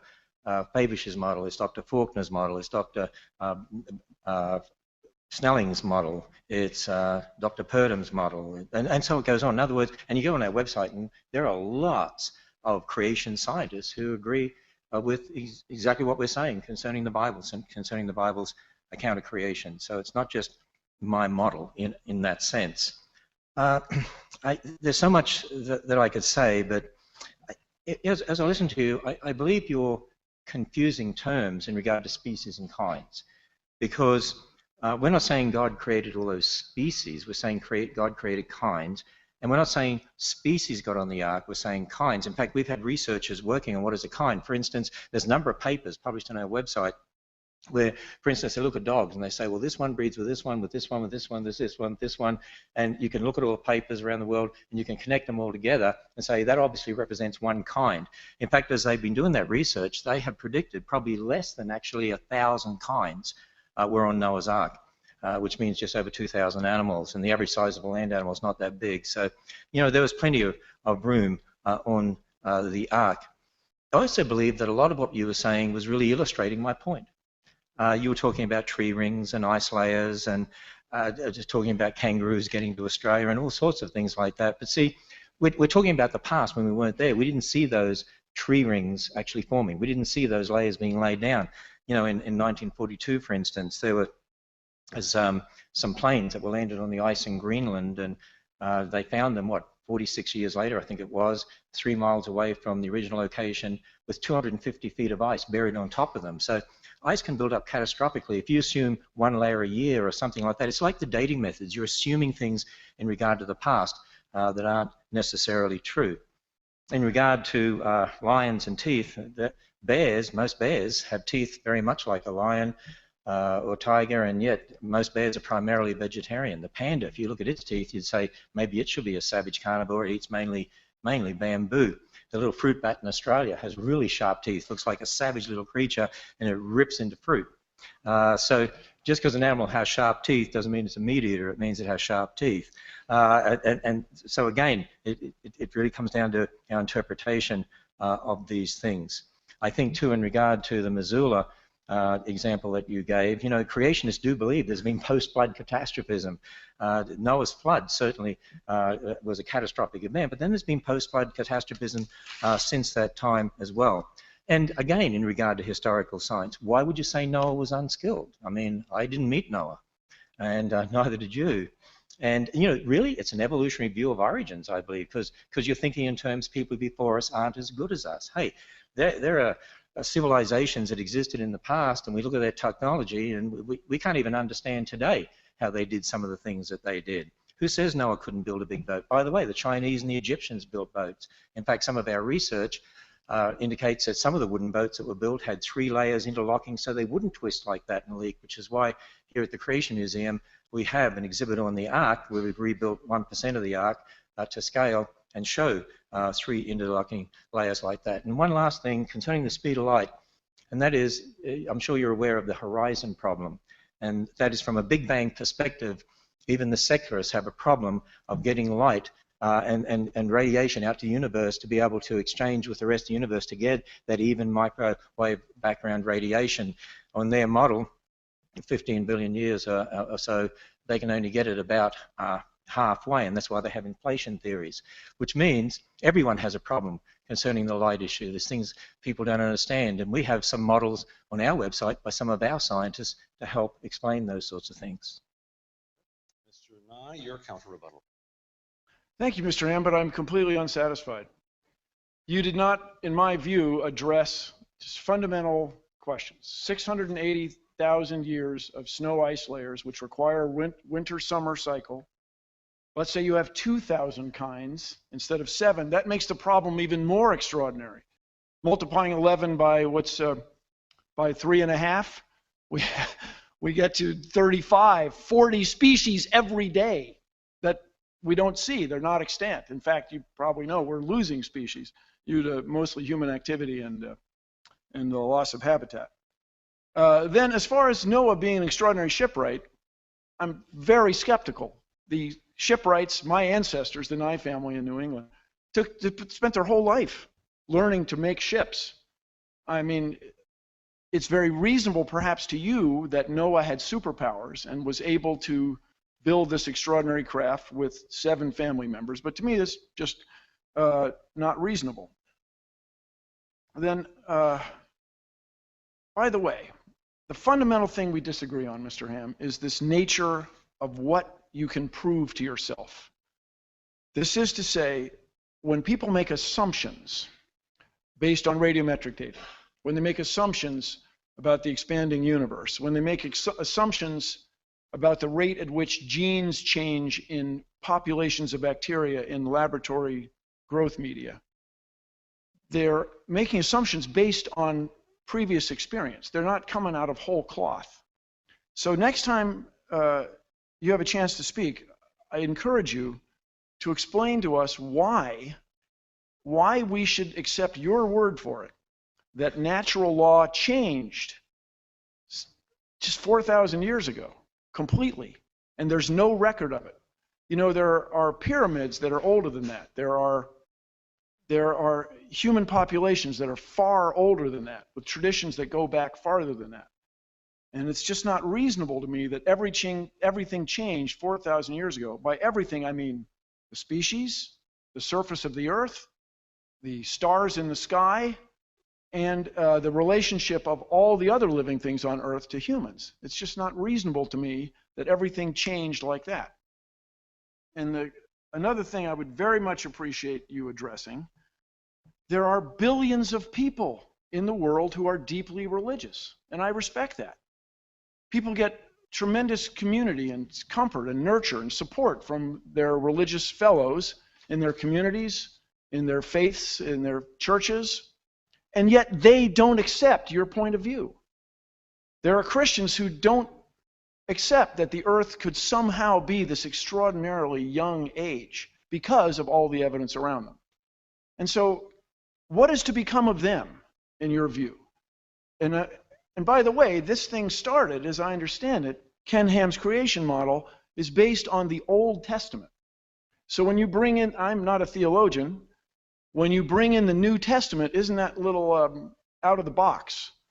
I'm looking for explanations of the creation of the world as we know it, based on what I'm going to call science. Not historical science, not observational science. Things that each of us can do, akin to what we do. We're trying to outguess the characters on murder mystery shows, on crime scene investigation especially. What is to become of all those people who don't see it your way? For us in the scientific community, I remind you that when we find an idea that's not tenable, that doesn't work, that doesn't fly, doesn't hold water, whatever idiom you'd like to embrace, we throw it away. We're delighted. That's why I say if you can find a fossil that has swum between the layers, bring it on. You would change the world. If you could show that somehow the microwave background radiation is not a result of the Big Bang, come on, write your paper, tear it up.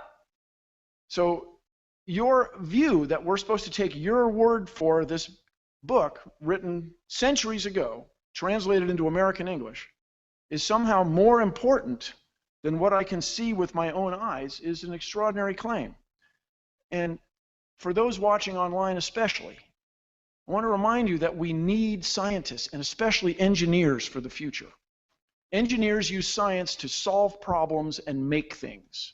We need these people so that the United States can continue to innovate and continue to be a world leader. We need innovation, and that needs science education. Thank you. All right, thank you both. Now we're going to get to the things moving a little bit faster, and I think they may be quite interesting here. It's 40 to 45 minutes, maybe a little bit more actually, we'll have a little more, for questions and answers submitted by our audience here in the Creation Museum. Beforehand, we handed out these cards to everyone.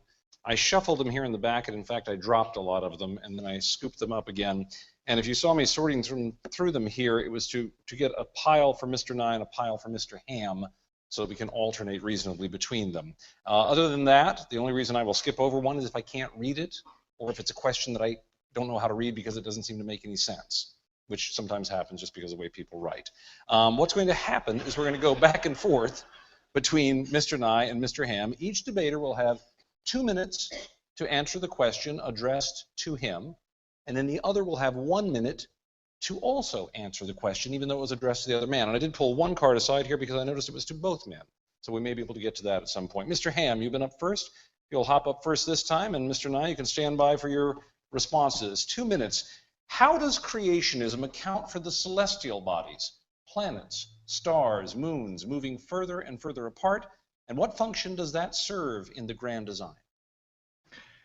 Well, when it comes to looking at the universe, of course, we believe that in the beginning God created the heavens and the earth, and I believe our creationist astronomers would say, yeah, you can observe the universe expanding.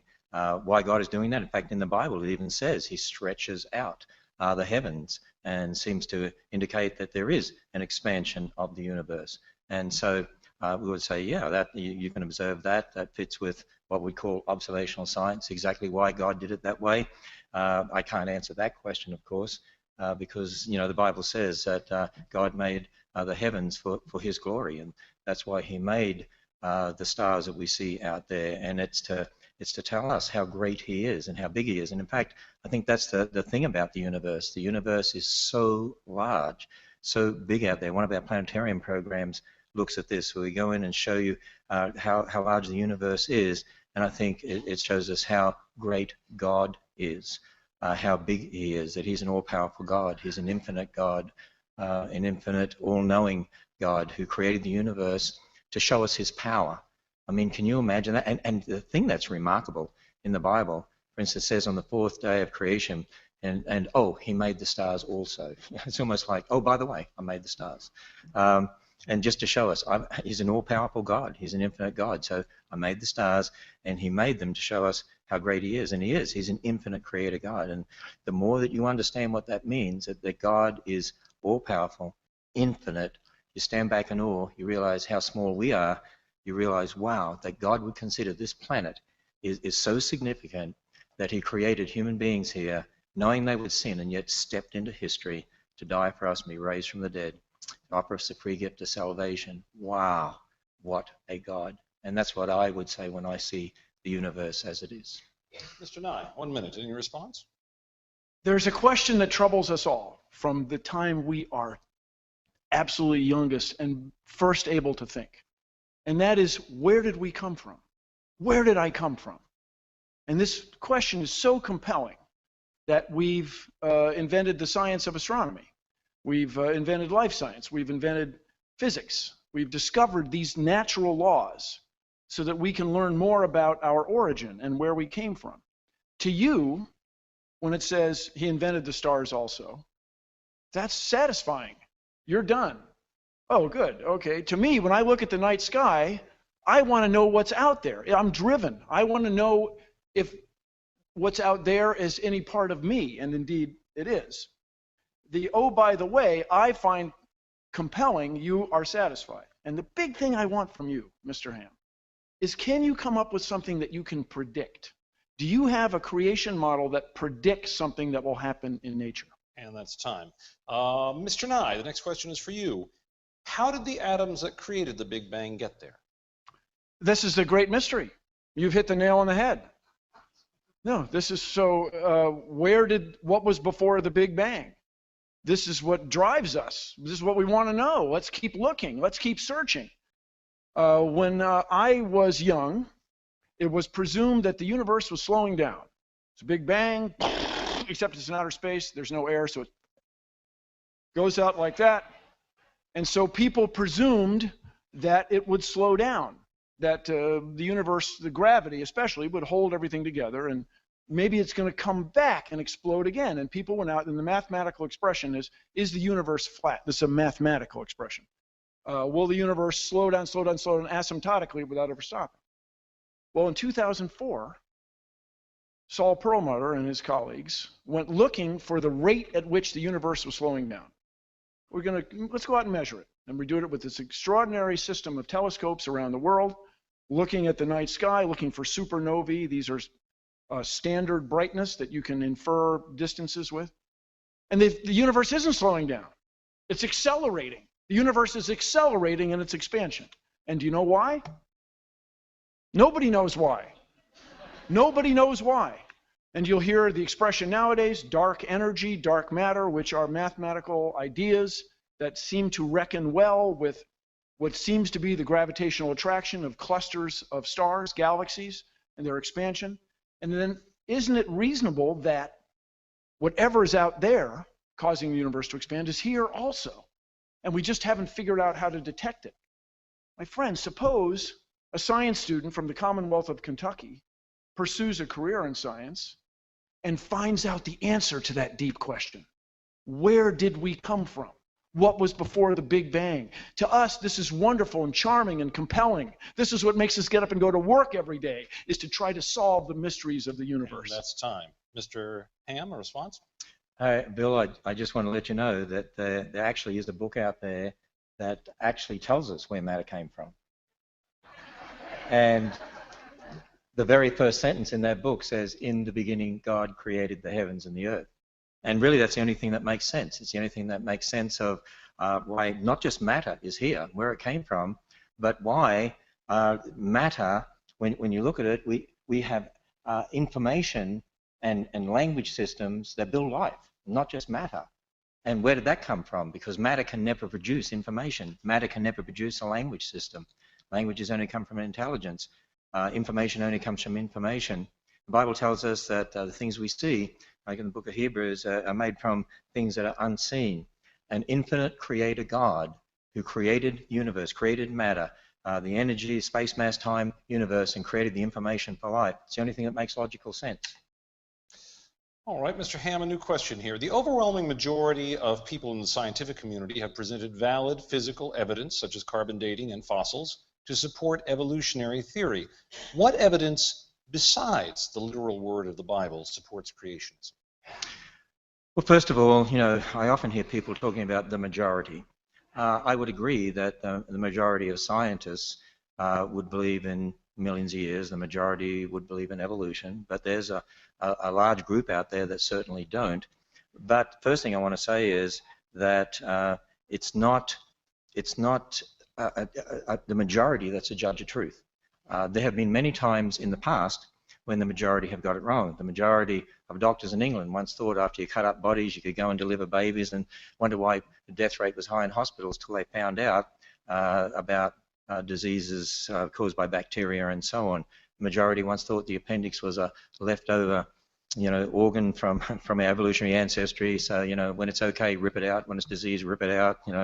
Rip it out anyway. But these days we know that it's for the immune system, and it's very, very important. So, first it's important to understand that just because a majority believes something doesn't mean that it's true.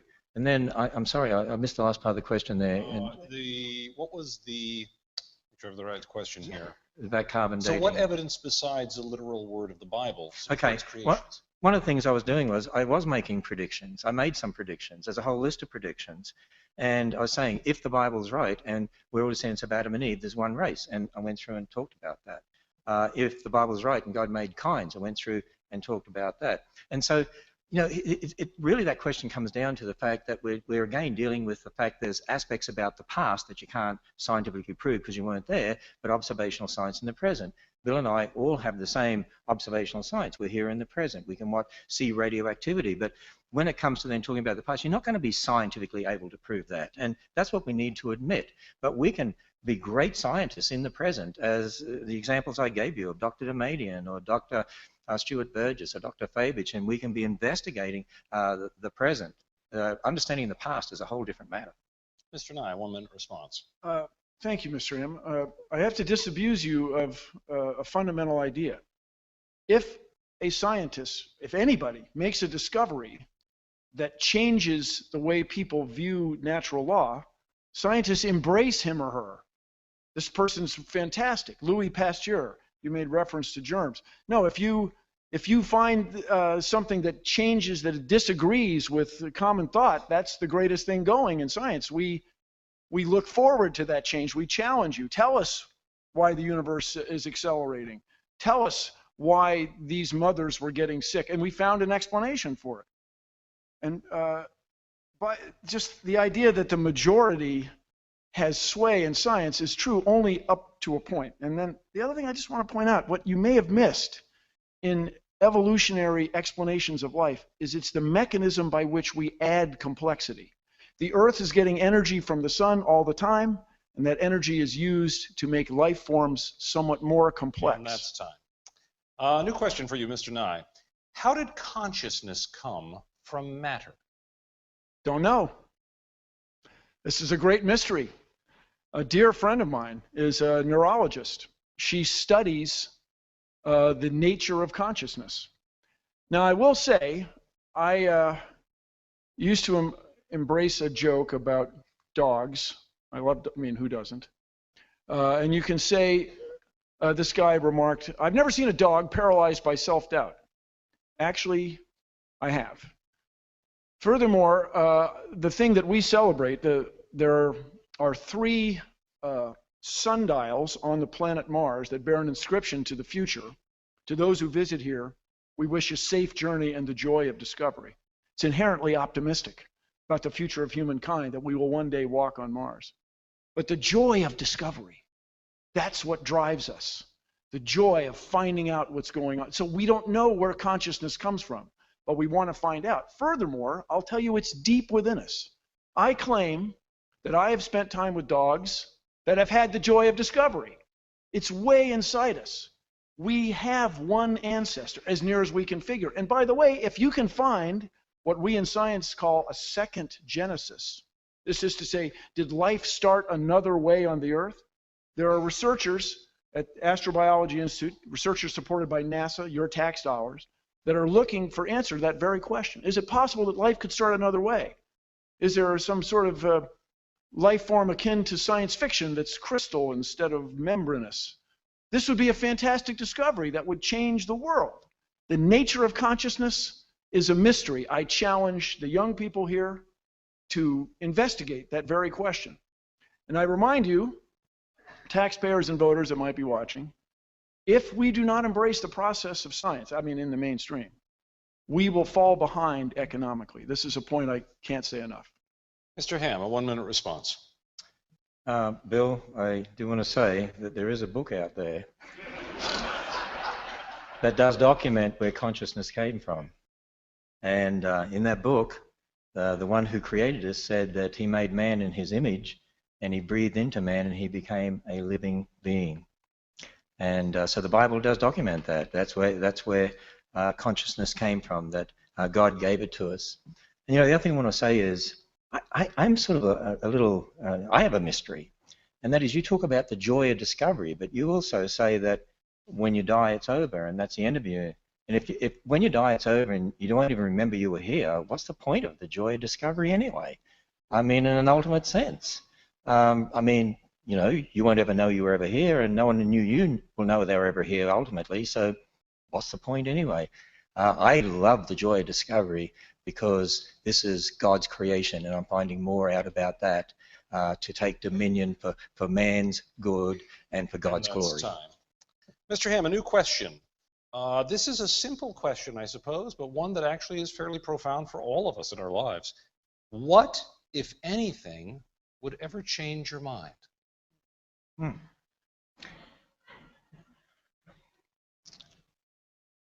Well, the answer to that question is, I'm a Christian. And as a Christian, I can't prove it to you, but God has definitely shown me very clearly through his word and shown himself in the person of Jesus Christ. The Bible is the word of God. I admit that that's where I start from. I can challenge people that you can go and test that.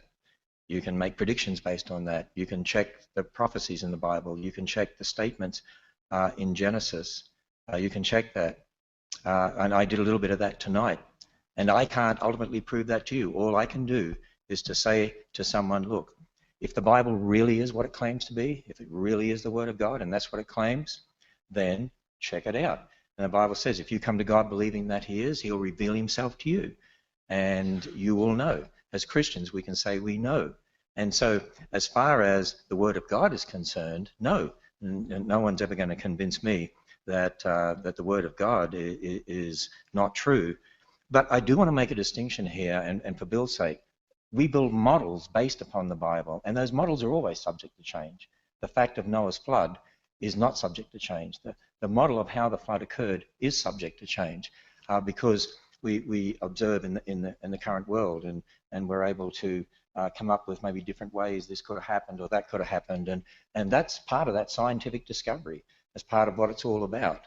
The bottom line is that as a Christian, I have a foundation, but as a Christian, I would ask Bill the question, what would change your mind? I mean, you said even if you came to faith, you'd never give up believing in billions of years. I think I quoted you correctly. You said something like that recently. So that would be also my question to Bill. Time. Mr. Nye? We would just need one piece of evidence. We would need the fossil that swam from one layer to another. We would need evidence that the universe is not expanding. We would need evidence that the stars appear to be far away, but they're not. We would need evidence that rock layers can somehow form in just 4,000 years instead of the extraordinary amount. We would need evidence that somehow you can reset atomic clocks and keep neutrons from becoming protons. You bring on any of those things, and you would change me immediately. The question I have for you, though, fundamentally, and for everybody watching, Mr. Ham, what can you prove? What you have done tonight is spent most of all the time coming up with explanations about the past. What can you really predict? What can you really prove in a conventional scientific or in a conventional, I have an idea that makes a prediction and it comes out the way I see it? This is very troubling to me. Mr. Nye, a new question. Outside of radiometric methods, what scientific evidence supports your view of the age of the Earth? The age of the Earth? Well, the age of stars. Let's see. Radiometric evidence is pretty compelling. Also, the deposition rates. It was it was Lyell, a geologist, who realized, my recollection, he came up with the first use of the term deep time. When people realized that the Earth had to be much, much older. In a related story, there was a mystery as to how the Earth could be old enough to allow evolution to have taken place. How could the Earth possibly be 3 billion years old? Lord Kelvin did a calculation. If the sun were made of coal and burning, it couldn't be more than 100,000 or so years old. But radioactivity was discovered. Radioactivity is why the Earth is still as warm as it is. It's why the Earth has been able to sustain its internal heat all these millennia. And this discovery, it's something like this question, without radiometric dating, how would you view the age of the Earth? To me, it's akin to the expression, well, if things were any other way, things would be different. This is to say, that's not how the world is. Radiometric dating does exist. Neutrons do become protons, and that's our level of understanding today. The universe is accelerating. These are all provable facts.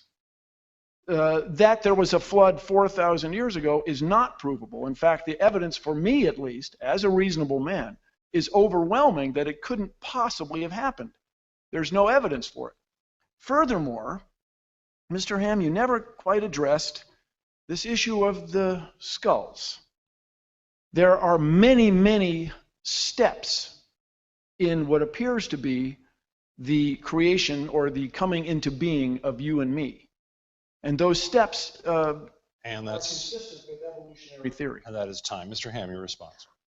By the way, just want people to understand too, in regard to the age of the Earth being about 4.5 billion years, no Earth rock was dated to get that date.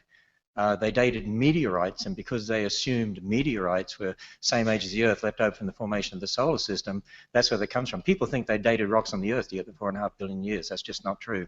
And the other point that I was making, and I just put this slide back up because I happen to just have it here, and that is, I said at the end of my first rebuttal time that there are hundreds of physical processes that set limits on the age of the Earth. Here's the point. Every dating method involves a change with time, and there are hundreds of them. And if you assume what was there to start with, and you assume something about the rate, and you know about the rate, you make lots of those assumptions. Every dating method has those assumptions. Most of the dating methods, 90% of them, contradict the billions of years. There's no absolute age dating method from scientific method because you can't prove scientifically young or old. And here is a new question. It starts with you, Mr. Ham. Can you reconcile the change in the rate continents are now drifting versus how quickly they must have traveled at creation 6,000 years ago? The rate, sorry, I missed that word. Can you reconcile the speed at which continents are now drifting today to the rate they would have had to have traveled 6,000 years ago to reach where we are now? I think that's the question. Okay, I think I understand the question. Actually, this again illustrates exactly what I'm talking about in regard to historical science and observational science. We can look at continents today, and we have scientists who have written papers about this on our website. I'm definitely not an expert in this area, I don't claim to be, but there are scientists, even Dr. Andrew Snelling, our PhD geologist, has done a lot of research here too as well, and there are others out there into plate tectonics and continental drift. And certainly we can see movements of plates today. And if you look at those movements, and if you assume that the way it's moving today, the rate it's moving, that it's always been that way in the past, see, that's an assumption. That's the problem when it comes to understanding these things. You can observe movement, but then to assume that it's always been like that in the past, that's historical science. And in fact, we would believe basically in catastrophic plate tectonics, that as a result of the flood, at the time of the flood, there was catastrophic breakup of the Earth's surface. And what we're seeing now is sort of, if you like, a remnant of that movement. And so we do not deny the movement, we do not deny the plates. What we would deny is that you can use what you see today as a basis for just extrapolating into the past. It's the same with the flood. You can say, well, layers today only get laid down slowly in places, but if there was a global flood, that would have changed all of that. Again, it's this emphasis on historical science and observational science. And I would encourage people to go to our website at Answers in Genesis, because we do have a number of papers, in fact, very technical papers. Dr. John Baumgartner is one who's written some very extensive work dealing with this very issue. On the basis of the Bible, of course, we believe there's one continent to start with because the waters were gathered together into one place. So we do believe that the continent has split up, but particularly the flood had a lot to do with that. And time on that. Mr. Nye, a response. It must have been easier for you to explain this a century ago, before the existence of tectonic plates was proven. If you go into a clock store and there's a bunch of clocks, they're not all going to say exactly the same thing. Do you think that they're all wrong? The reason that we acknowledge the rate at which continents are drifting apart, one of the reasons, is we see what's called sea floor spreading in the mid-Atlantic. The Earth's magnetic field has reversed over the millennia, and as it does, it leaves a signature in the rocks as the continental plates drift apart.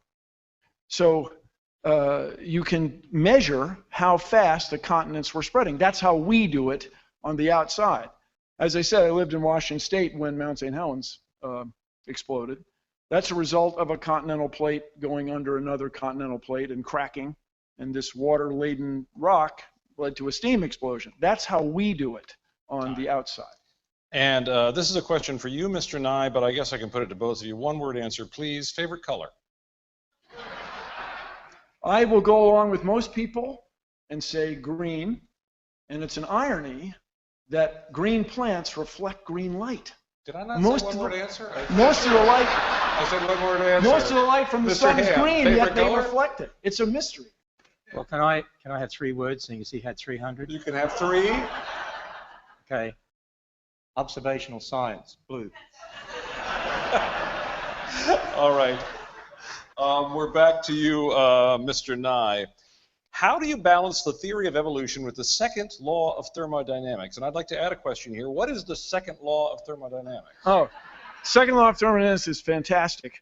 And I call the words of Eddington, who said, if you have a theory that disagrees with Isaac Newton, that's a great theory. If you have a theory that disagrees with relativity, wow, you've changed the world, that's great. But if your theory disagrees with the second law of thermodynamics, I can offer you no hope. I can't help you.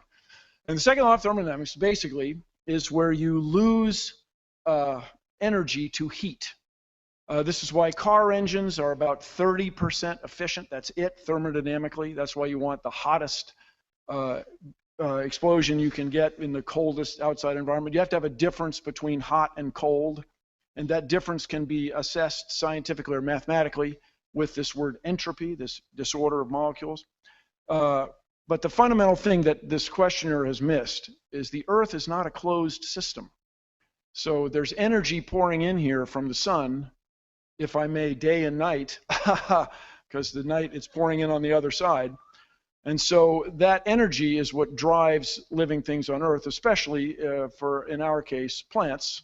By the way, if you're here in Kentucky, about 1/3 and maybe 1/2 of the oxygen you breathe is made in the ocean by phytoplankton, and they get their energy from the sun. So the second law of thermodynamics is a wonderful thing. It has allowed us to have everything you see in this room, because our power generation depends on the robust and extremely precise computation of how much energy is in burning fuel, whether it's nuclear fuel or fossil fuel or some extraordinary fuel to be discovered in the future.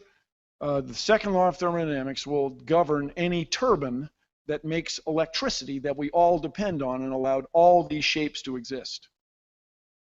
Any response, Mr. Ham? Let me just say 2 things, if I can, if a minute goes that fast along. One is, you know what? Here's a point we need to understand. You can have all the energy that you want, but energy or matter will never produce life. God imposed information language system, and that's how we have life. Matter by itself could never produce life, no matter what energy you have. And you know, even if you've got a dead stick, you can have all the energy in the world in that dead stick, it's going to decay, and it's not going to produce life. From a creationist perspective, we certainly agree. I mean, before man sinned, there was digestion and so on, but because of the fall, now things are running down. God doesn't hold everything together as he did back then. So now we see, in regard to the second law of thermodynamics, we'd say it's sort of, in a sense, a bit out of control now compared to what it was originally, which is why we have a running down universe. And that's time. A new question for you, Mr. Ham. Hypothetically, if evidence existed that caused you to have to admit that the earth was older than 10,000 years and creation did not occur over 6 days, would you still believe in God and the historical Jesus of Nazareth and that Jesus was the Son of God? Well, I've been emphasizing all night. You cannot ever prove using the scientific method in the present, you can't prove the age of the earth. So you can never prove it's old. So there is no hypothetical because you can't do that. Now, we can certainly use methods in the present and making assumptions. I mean, creationists use methods that change over time. As I said, there's hundreds of physical processes that you can use, but they set limits on the age of the universe, but you can't ultimately prove the age of the earth, not using the scientific method. You can't ultimately prove the age of the universe. Now, you can look at methods, and you can see that there are many methods that contradict billions of years, many methods that seem to support thousands of years. As Dr. Faulkner said in the little video clip I showed, there is nothing in observational astronomy that contradicts a young universe. Now, I've said to you before, and I admit again, that the reason I believe in a young universe is because of the Bible's account of origins. I believe that God, who has always been there, the infinite creator God, revealed in his word what he did for us. And when we add up those dates, we get thousands of years. But there's nothing in observational science that contradicts that. But as far as the age of the earth, the age of the universe, even when it comes to the fossil record, that's why I really challenge Christians. If you're going to believe in millions of years for the fossil record, you've got a problem with the Bible. And that is that then you've got to have death and disease and suffering before sin. So there is no hypothetical in regard to that. You can't prove scientifically the age of the earth or the universe. Bottom line. Mr. Nye. Well, of course, this is where we disagree. You can prove the age of the earth with great robustness by observing the universe around us. And I get the feeling, Mr. Ham, that you want us to take your word for it. This is to say, your interpretation of a book written thousands of years ago, as translated into American English, is more compelling for you than everything that I can observe in the world around me. This is where you and I think, are not going to see eye to eye. You asserted that life cannot come from something that's not alive. Are you sure? Are you sure enough to say that we should not continue to look for signs of water and life on Mars, that that's a waste? You're sure enough to claim that. That is an extraordinary claim that we want to investigate. Once again, what is it you can predict? What do you provide us that can tell us something about the future, not just about your vision of the past? A new question, Mr. Nye. Is there room for God in science? Well, we remind us there are billions of people around the world who are religious and who accept science and embrace it, and especially all the technology that it brings us. Is there anyone here who doesn't have a mobile phone that has a camera? Is there anyone here whose family members have not benefited from modern medicine? Is there anyone here who doesn't use email? Is there anybody here who doesn't eat? Because we use information sent from satellites in space to plant seeds on our farms. That's how we're able to feed 7.1 billion people, where we used to barely be able to feed a billion. So that's what I see. That's what we have used science, or the process. The science for me is two things. It's the body of knowledge, the atomic number of rubidium, and it's the process, the means by which we make these discoveries. So for me, that's not really that connected with your belief in a spiritual being or a higher power. If you reconcile those two, scientists, the head of the National Institutes of Health is a devout Christian. There are billions of people in the world who are devoutly religious. They have to be compatible because those same people embrace science. The exception is you, Mr. Ham. That's the problem for me. You want us to take your word for what's written in this ancient text to be more compelling than what we see around us. The evidence for a higher power and spirituality is, for me, separate.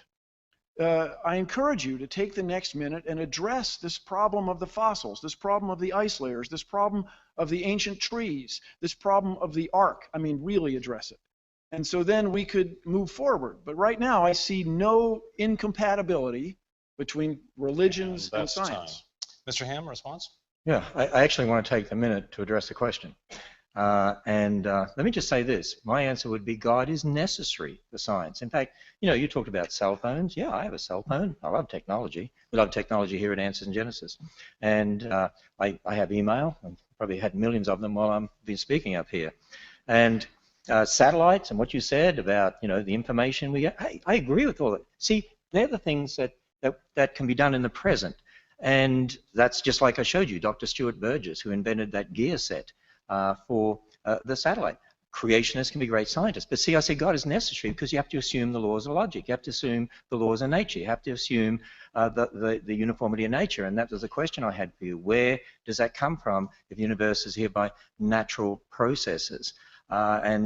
Christianity and science, the Bible and science go hand in hand. We love science. But again, you've got to understand, inventing things, that's very different than talking about our origins. Two very different things. Mr. Ham, a new question. Do you believe the entire Bible is to be taken literally? For example, should people who touch pig's skin, I think it says here, be stoned? Can men marry multiple women? Do I believe the entire Bible should be taken literally? Well, remember in my opening address, I said we have to define our terms. So when people ask that question, say literally, I have to know what that person meant by literally. Now, I would say this. If you say naturally, and that's what you mean by literally, I would say, yes, I take the Bible naturally. What do I mean by that? Well, if it's history, as Genesis is, it's written as typical historical narrative, you take it as history. If it's poetry, as we find in the Psalms, then you take it as poetry. It doesn't mean it doesn't teach truth, but it's not a cosmological account in the sense that Genesis is. There's prophecy in the Bible. And there's literature in the Bible, concerning future events and so on. So if you take it as written, naturally, according to the type of literature, and you let it speak to you in that way, that's how I take the Bible. It's God's revelation to man. He used different people. The Bible says that all Scripture is inspired by God. So God moved people by His Spirit to write His words. And also there's a lot of misunderstanding in regard to Scripture and in regard to the Israelites. I mean, we have laws in our civil government here in America that the government sets. Well, there were certain laws for Israel. And, some people take all that out of context and then they try to impose it on us today as Christians and say, you should be obeying those laws. It's a misunderstanding of the Old Testament. It's a misunderstanding of the New Testament. And, again, it's important to take the Bible as a whole, interpreting Scripture as Scripture. If it really is the Word of God, then there's not going to be any contradiction which there's not. And by the way, when men were married to multiple women, there are lots of problems.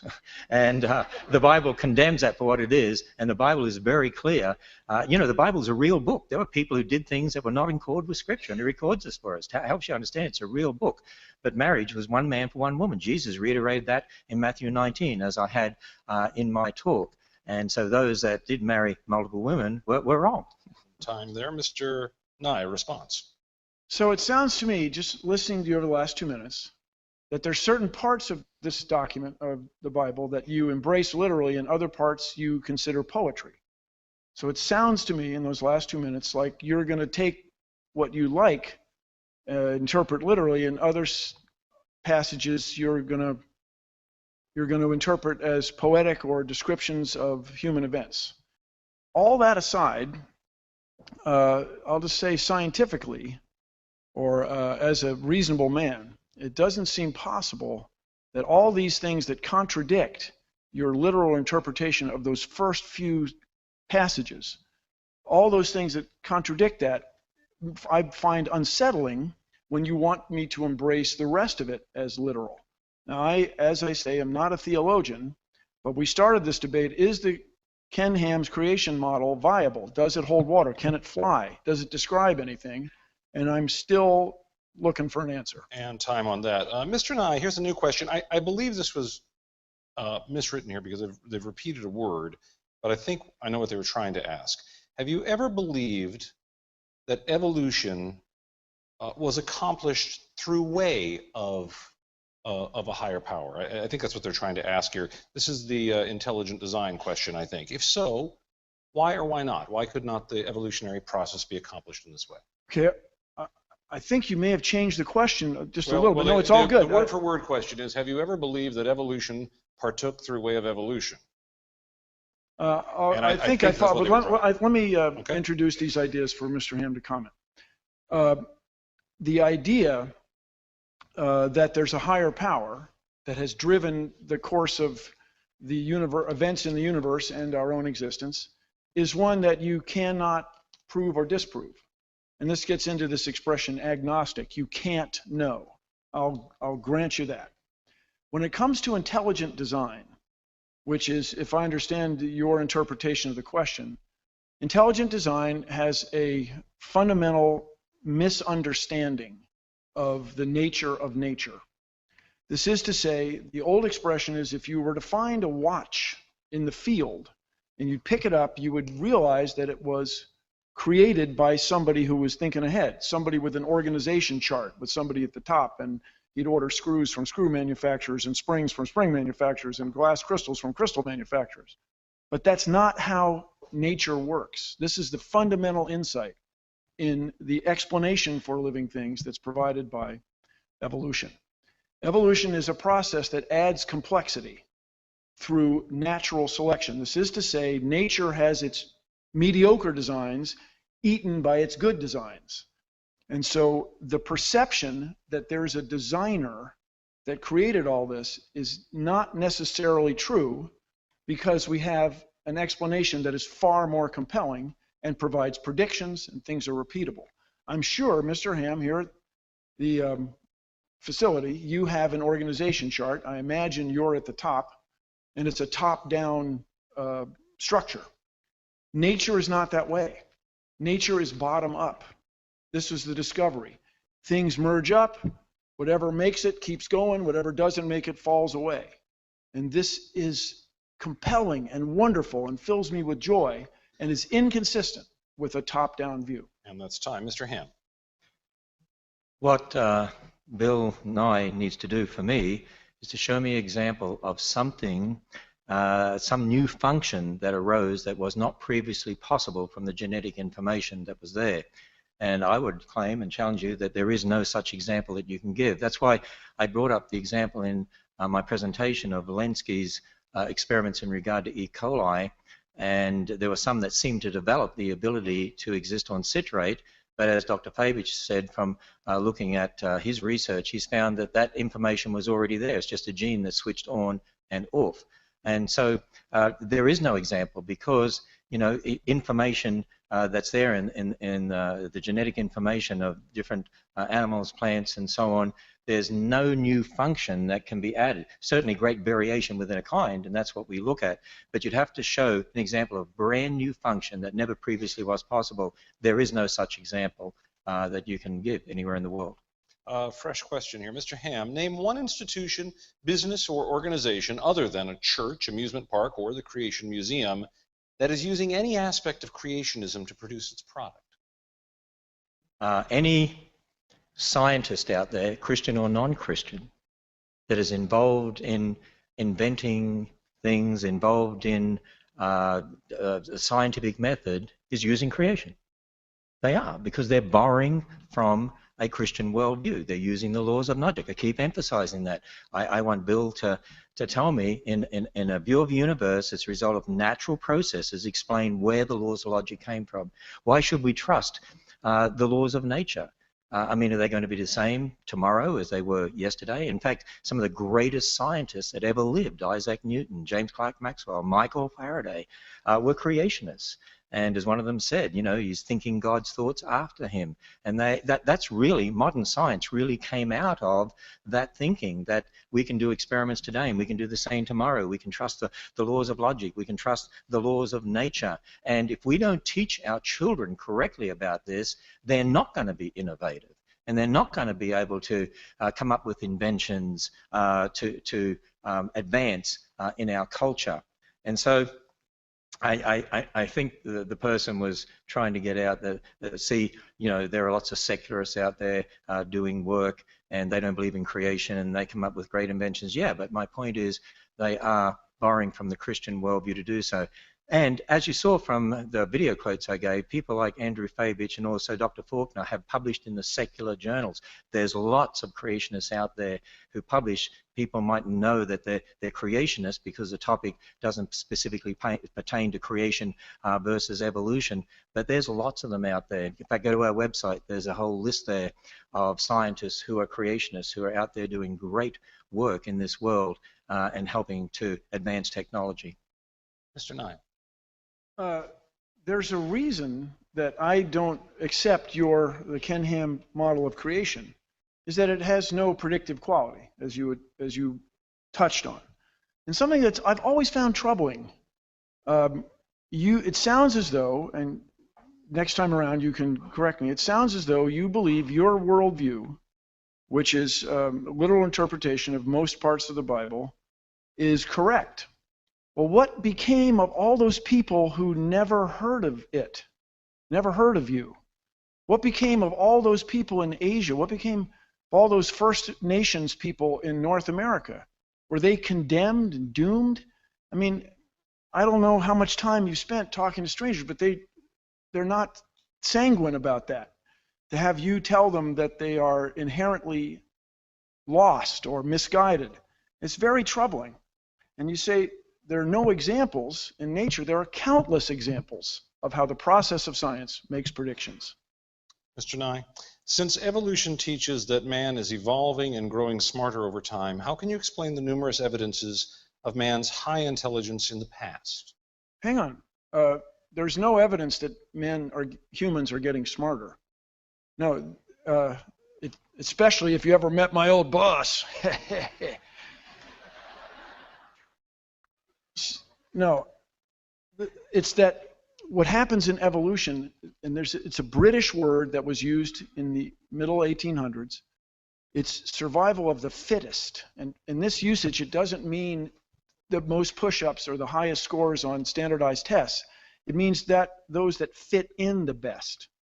Our intellect, such as it is enabled us to dominate the world. I mean, the evidence of humans is everywhere. James Cameron just made another trip to the bottom of the ocean, the deepest part of the ocean, the first time since 1960. And when they made the first trip, they found a beer can. Humans are everywhere. And so it is our capacity to reason that has taken us to where we are now. If a germ shows up, as it did, for example, in World War I, where more people were killed by the flu than were killed by the combatants in World War I, that is a troubling and remarkable fact. If the right germ shows up, we'll be taken out. We'll be eliminated. Being smarter is not a necessary consequence of evolution. So far, it seems to be the way things are going because of the remarkable advantage it gives to us we can control our environment and even change it, as we're doing today, apparently by accident. So everybody just take a little while and grasp this fundamental idea.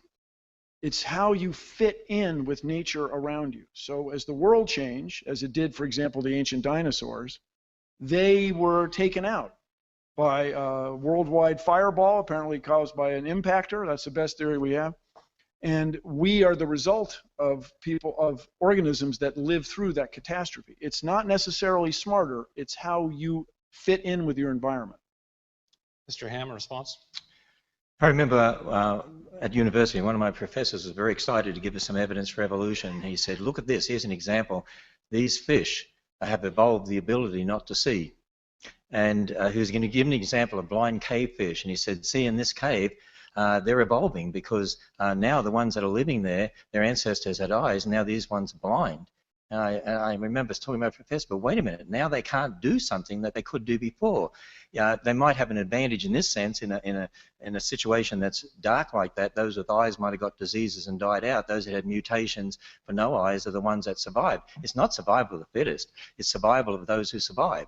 and it's survival of those that have the information in those circumstances to survive. But it's not, you're not getting new information, you're not getting new function. There's no example of that at all. So we need to correctly understand these things. All right. We're down to our final question here, which I'll give to both of you. And in the interest of fairness here, because it is a question to both of you, let's give each man 2 minutes on this if we can, please. And also in the interest of you having started first, Mr. Ham, I will have you start first here. You have the first word, Mr. Nye will have the last word. The question is, what is the one thing, more than anything else, upon which you base your belief? Was the one thing upon anything else which I base my belief? Well, again, to summarize the things that I've been saying, there is a book called the Bible. It's a very unique book. It's very different to any other book out there. In fact, I don't know of any other religion that has a book that starts off by telling you that there's an infinite God and talks about the origin of the universe and the origin of matter and the origin of light and the origin of darkness and the origin of day and night and the origin of the earth and the origin of dry land and the origin of plants and the origin of the sun, moon, and stars, the origin of sea creatures, the origin of flying creatures, the origin of land creatures, the origin of man, the origin of woman, the origin of death, the origin of sin, the origin of marriage, the origin of different languages, the origin of clothing, the origin of nations. I mean, it's a very, very specific book, and it gives us an account of a global flood in the history and the Tower of Babel. And if that history is true, then what about the rest of the book? Well, that history also says man is a sinner, and it says that man is separated from God, and it gives us a message that we call the gospel, the message of salvation, that God's Son stepped in history to die on the cross, be raised from the dead, and offers a free gift of salvation because the history is true. That's why the message based on history is true. I actually went through some predictions and listed others, and there's a lot more that you can look at, and you can go and test it for yourself. If this book really is true, it is so specific, it should explain the world. It should make sense of what we see. The flood, yeah, we have fossils all over the world. The Tower of Babel, yeah, different people groups, different languages. They have flood legends, very similar to the Bible. Creation legends, similar to the Bible. There's so much you can look at, and prophecy, and so on. And most of all, as I said to you, the Bible says, if you come to God believing that He is, He'll reveal Himself to you. You will know. If you search after truth, you really want God to show you as you would search after silver and gold. He will show you. He will reveal Himself to you. Mr. Nye.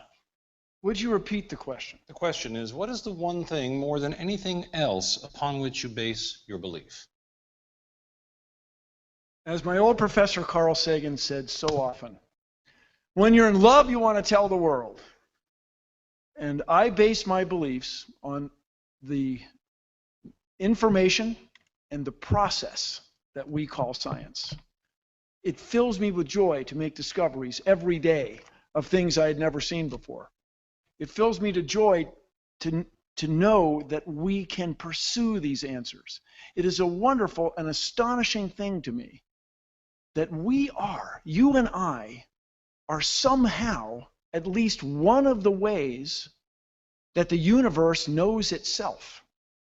You and I are a product of the universe. It's astonishing. I admit, I see your faces, that we have come to be because of the universe's existence. And we are driven to pursue that, to find out where we came from. And the second question we all want to know, are we alone? Are we alone in the universe? And these questions are deep within us, and they drive us. So the process of science, the way we know nature, is the most compelling thing to me. And I just want to close by reminding everybody what's at stake here. If we abandon all that we've learned, our ancestors, what they've learned about nature and our place in it, if we abandon the process by which we know it, if we eschew, if we let go of everything that people have learned before us, if we stop driving forward, stop looking for the next answer to the next question, we in the United States will be outcompeted by other countries, other economies. Now, that would be okay, I guess, but I was born here. I'm a patriot. And so we have to embrace science education. To the voters and taxpayers that are watching, please keep that in mind. We have to keep science education in science classes. Thank you. One tiny bit of important housekeeping for everyone here. The county is now under a level 2 snow emergency. Drive home carefully. You'll have a lot to talk about, but drive carefully. This debate will be archived at debatelive.org. That's debatelive.org, one word. It will be found at that site for several days, so you can encourage friends and family to watch and take it over. Thanks so much to thanks so much to Mr. Nye and to Mr. Ham for an excellent discussion. I'm Tom Foreman. Thank you. Good night from Petersburg, Kentucky, and the Creation Museum.